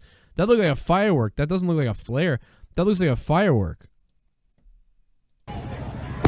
Whoa, it's the 4th of July. Woo! Oh, that might have been a disbursement flare, but that's I've never... Wow. Oh my God. Somebody in law enforcement confirmed for me what that was. Isn't it Minnesota? There was another one where the cops just pulled out their guns and shit. I saw that one. I think I played that on Corrupted yesterday. On Throwdown last night. Shit's crazy.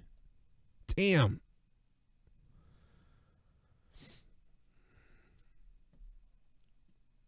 So much craziness going on. Holy shit, bro.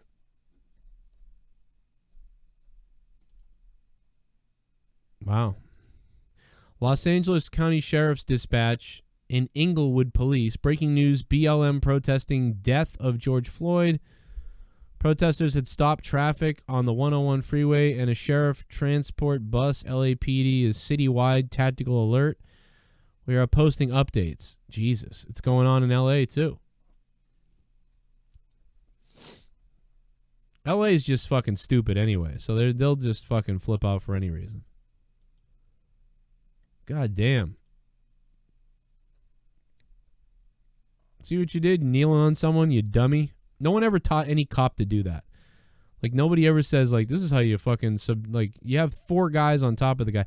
Oh, by the way, guys, I finally found some footage, or at least a photo, from the opposite side of the altercation that we didn't have yesterday. Take a look at this. I found it. Look at the image on the right. That's the first time I finally found what was going on the other side of the car after he was down. So there's actually 2 other... Remember I said that why isn't the Asian cop, like, helping? Well, there's 3 cops on top of the guy. And this guy, for extra measure, is putting his knee on behind his head. And it's like, why are you doing that?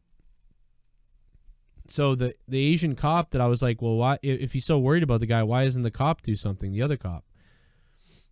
So there's really no need to have your knee on someone's neck like this, because the guy is handcuffed here. He's actually handcuffed here. So you don't need that knee there, especially when there's 2 other cops on the other side. So I don't know. That shit's crazy. But I don't think you should go blowing up your neighborhood businesses because of it. People are losing it. We got a hurricane coming on down in Florida. I'm telling you guys, there's going to be some crazy shit coming up the East Coast this year. And I'm telling you right now, and I'm trying to get my tree removed because I am strongly concerned about the winds and hurricane season this year.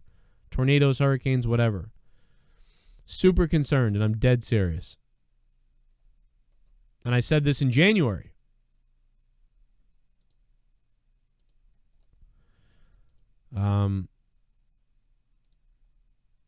Yeah, I don't know what else is going on, man.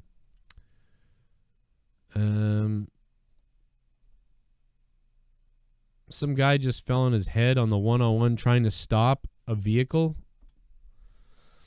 What the fuck? Hey, Lori, just checking. Any luck? What do you mean some guy just fell on his head? Copy that. Here we go. All right, this is getting serious. Oh my. Wow. Listen to the reporter. Oh. Dude, if I was the cop, I would just fucking... That's what I'd do if I was the cop. Copy that. Here we go. All right, this is getting serious. Oh my God. You know, imagine this is a cop who's like, has nothing to do with any of this, right? This cop, like, maybe this cop's a good, nice cop, and he's like, got to get somewhere. And these people are just surrounding the car. He's thinking like, because some guy's a shithead, I got to be stuck in this shit. This is L.A. too. Here we go. Right? All right, this is getting serious. Oh my goodness. Oh, boom. That guy totally faked that. Come on, dude. Are you serious? Oh, what a... Oh, my God. What an idiot.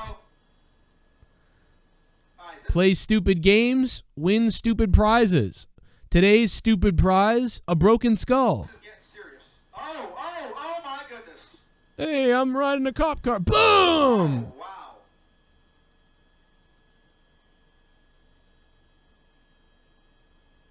I like how everyone, oh my God, is surprised. Like, oh my God, are you okay? I didn't know I could possibly get hurt if I jumped on a police car in the middle of a mob. What a fucking idiot. You know, it's funny, when I see George Floyd killed, I get really sad and angry. When I see that guy break his face, I laugh. I don't know, it's weird. It's completely opposite reaction. No police, looting continues. I love how where are the police here? You can step on an innocent guy's head and kill him, but like when people are actually committing crimes, you can't show up here and shoot them? By the way, where's all the gun owners who are supposed to stop all the bad people? Where are all the gun owners? Oh, that's right. They're at home. You never were going to do anything, you gun owners. I'm a gun owner. I'm going to protect everything. Yeah, sure.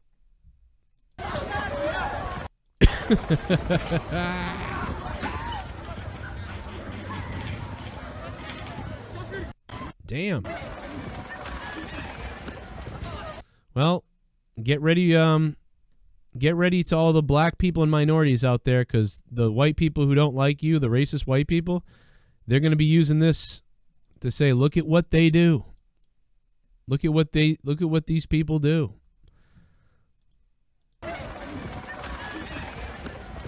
So get ready for that to happen now. Dumb country. What a bunch of dumb. This whole country's stupid as hell, dude.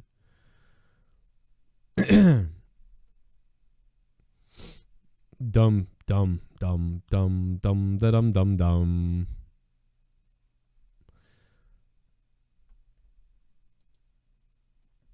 The cop said, how many black people are looting Target? Nah, man, fuck that. If there's 4 cops and 1 black guy, they'll step on his head and kill him. If there's like 50 black people robbing a store, they're like, no. If those 50 white people robbing a store, they wouldn't stop that. They wouldn't stop anything like that. They'd be like, oh, no, we can't beat the person up. Let's not do that. It don't matter the color of somebody. It just matters the outnumbered. Super Chat Party. Coronavirus is taking out the wrong people, bro. Nah, I mean, it doesn't make anybody look bad as a race. You know what I mean? White cop did that. I don't think it's white people. Black people are robbing that place. I don't think it's black. It's just people. Just people are fucking scummy overall. There's scumbag people. We're all scumbags.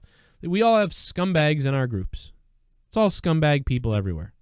White people can be scumbags. Asian, black, fucking Hispanic, black, white, Mexican, white. I'll say white 70 times to try to like make up for it. Now everybody's a scumbag. Everybody can be bad. Nobody's better than anybody. Everybody's got bad shit, you know? You can grab one group of people and be like, there they go again. Like from like, there goes the white people again doing that. There goes the black people doing that.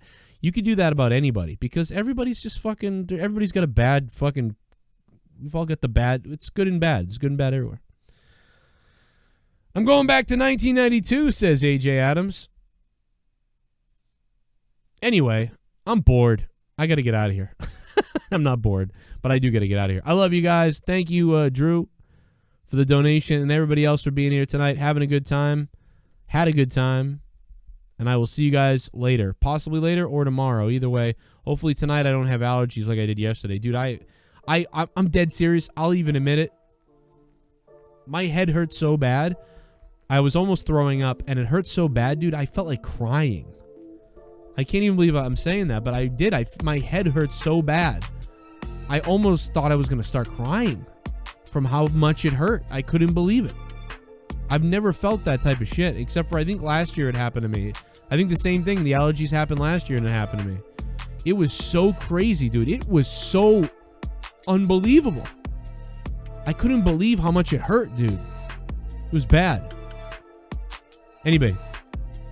Hope you guys become patrons. Patreon.com/Joe Cronin Show. 30 hours of content a month. And tomorrow night is Out of Nowhere. Jake hopes to be here for that. And we'll be playing a lot of video games tomorrow as well. I would hope so. I hope we're playing Warzone tomorrow. And I might be on tonight with some Diablo potentially.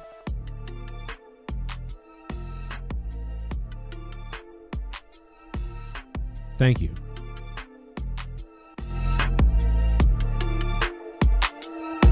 I'm about to knock you out like Mike Tyson, kid. I'm gonna shit on your fucking face and break your bridge. I'm gonna shoot up your house and leave your kids with no dad or mom inside of a bomb. I'm gonna come. I'm just kidding. Good night, everybody. Cody Rhodes with the TNT title. Does everybody still like it? They were still waiting for the finished product, I guess, to the TNT championship, I guess. Good night.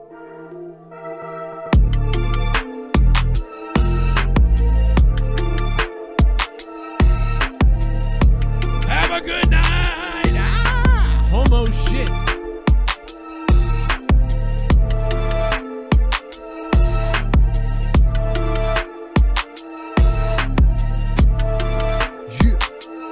Hit that subscribe button down below.